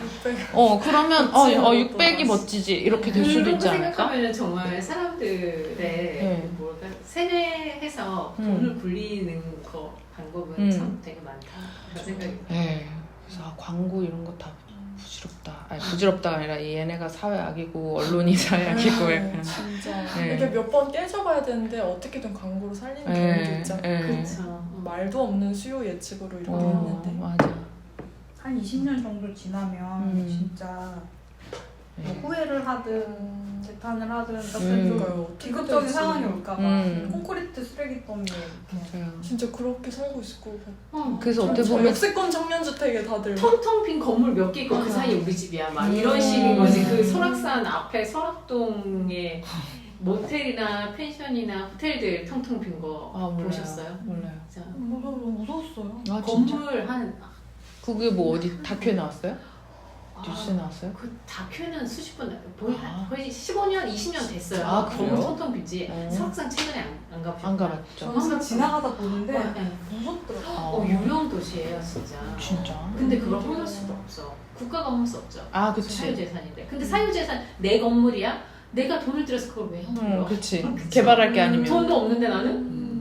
철거할 돈도 없는데. 그치. 서울가 돈도 없는데. 고속도로를 타지 않고 국도로 국도 맞아. 풍령 뭐 이런 고개 넘어가잖아요. 그러면 대관령 이런 데 넘어갈 때 폐가 가는 휴게소가 진짜 많은데 많아요. 그러니까. 진짜 무서워요. 축풍역 요즘 안 가잖아. 다 터널 치고 그쵸. 가잖아요. 네. 아까 좀 진짜 무섭더라고요. 아니 그렇다 그러면 제일 앞으로 유명한 건 그거 아니에요? 철거. 저도 해체. 고층 폭발. 건물 철거 공법 이런 거 잘하잖아요. 요대로 이상하잖아. 내려드립니다 이런 거. 싸게 싸게. 그래서 한쪽에 싸게. 싸게. 싸게가 중요하죠. 한쪽에는 막 600% 찍고 한쪽에는 좀 막. 내려드립니다. 싸게 했는데 이렇게 내려갈 줄 알았는데 이렇게 내려가면 진짜 하여튼 그 우리나라는 부동산 그러니까 뭐 다른 나라도 마찬가지겠지만 부동산에 추동하는 그 힘이 또 그 나라에서 이제 이거를 계속 대주는 거잖아요. 건설사의 일감을 계속 끊임없이 줘서 우리가 이제 건설 아니고 경기부양책 경기부양이 안 된다, 이런. 그 돈이 돌게 하는 그쵸. 그러니까 부동산 대출해주고 다른 나라는 그러면 경기부양을 어떻게 하는 거야? 경기부양 다른 방식으로 근데 그놈의 경기는 어떻게 이렇게 역사 내내 죽었다 살았다 하는지. 그래서 약간 한번 진짜 나는 건가 그래서 약간 지금 경기가 너무 안 좋다 뭐 장기 뭐 이런 얘기를 하잖아요. 근데 역사책을 읽으니까 장기도 뭐 십몇 년 장기 불황에서 십몇 년이면 금방인데 약간 이런 생각이 한편 들더라고요. 그게 내 인생이면 너무 괴롭겠지만 역사를 보면 좀 약간 지금 현실 문제를 좀 가볍게 뭐 십몇 년 버텨야지 뭐 약간 이런 마음을 가질 수도 있지 않을까. 그래서 역사 공부가 이 시대에 매우 도움이 되는 것 같다. 너무 마저 읽고 스트레스 요인이 저절로 해소되는 네. 역사가 해결해주는 부분이 시간이 흐른다. 아무것도 아니었다. 막 이렇게 된 거. 첫 문장이 다시 생각나네. 역사와라. 그러네요. 항상 잘- 역사와라. 잘 짜여진 책이었어요. 그러네. 결론이 항상 역사라로 되는 거 너무 멋있다.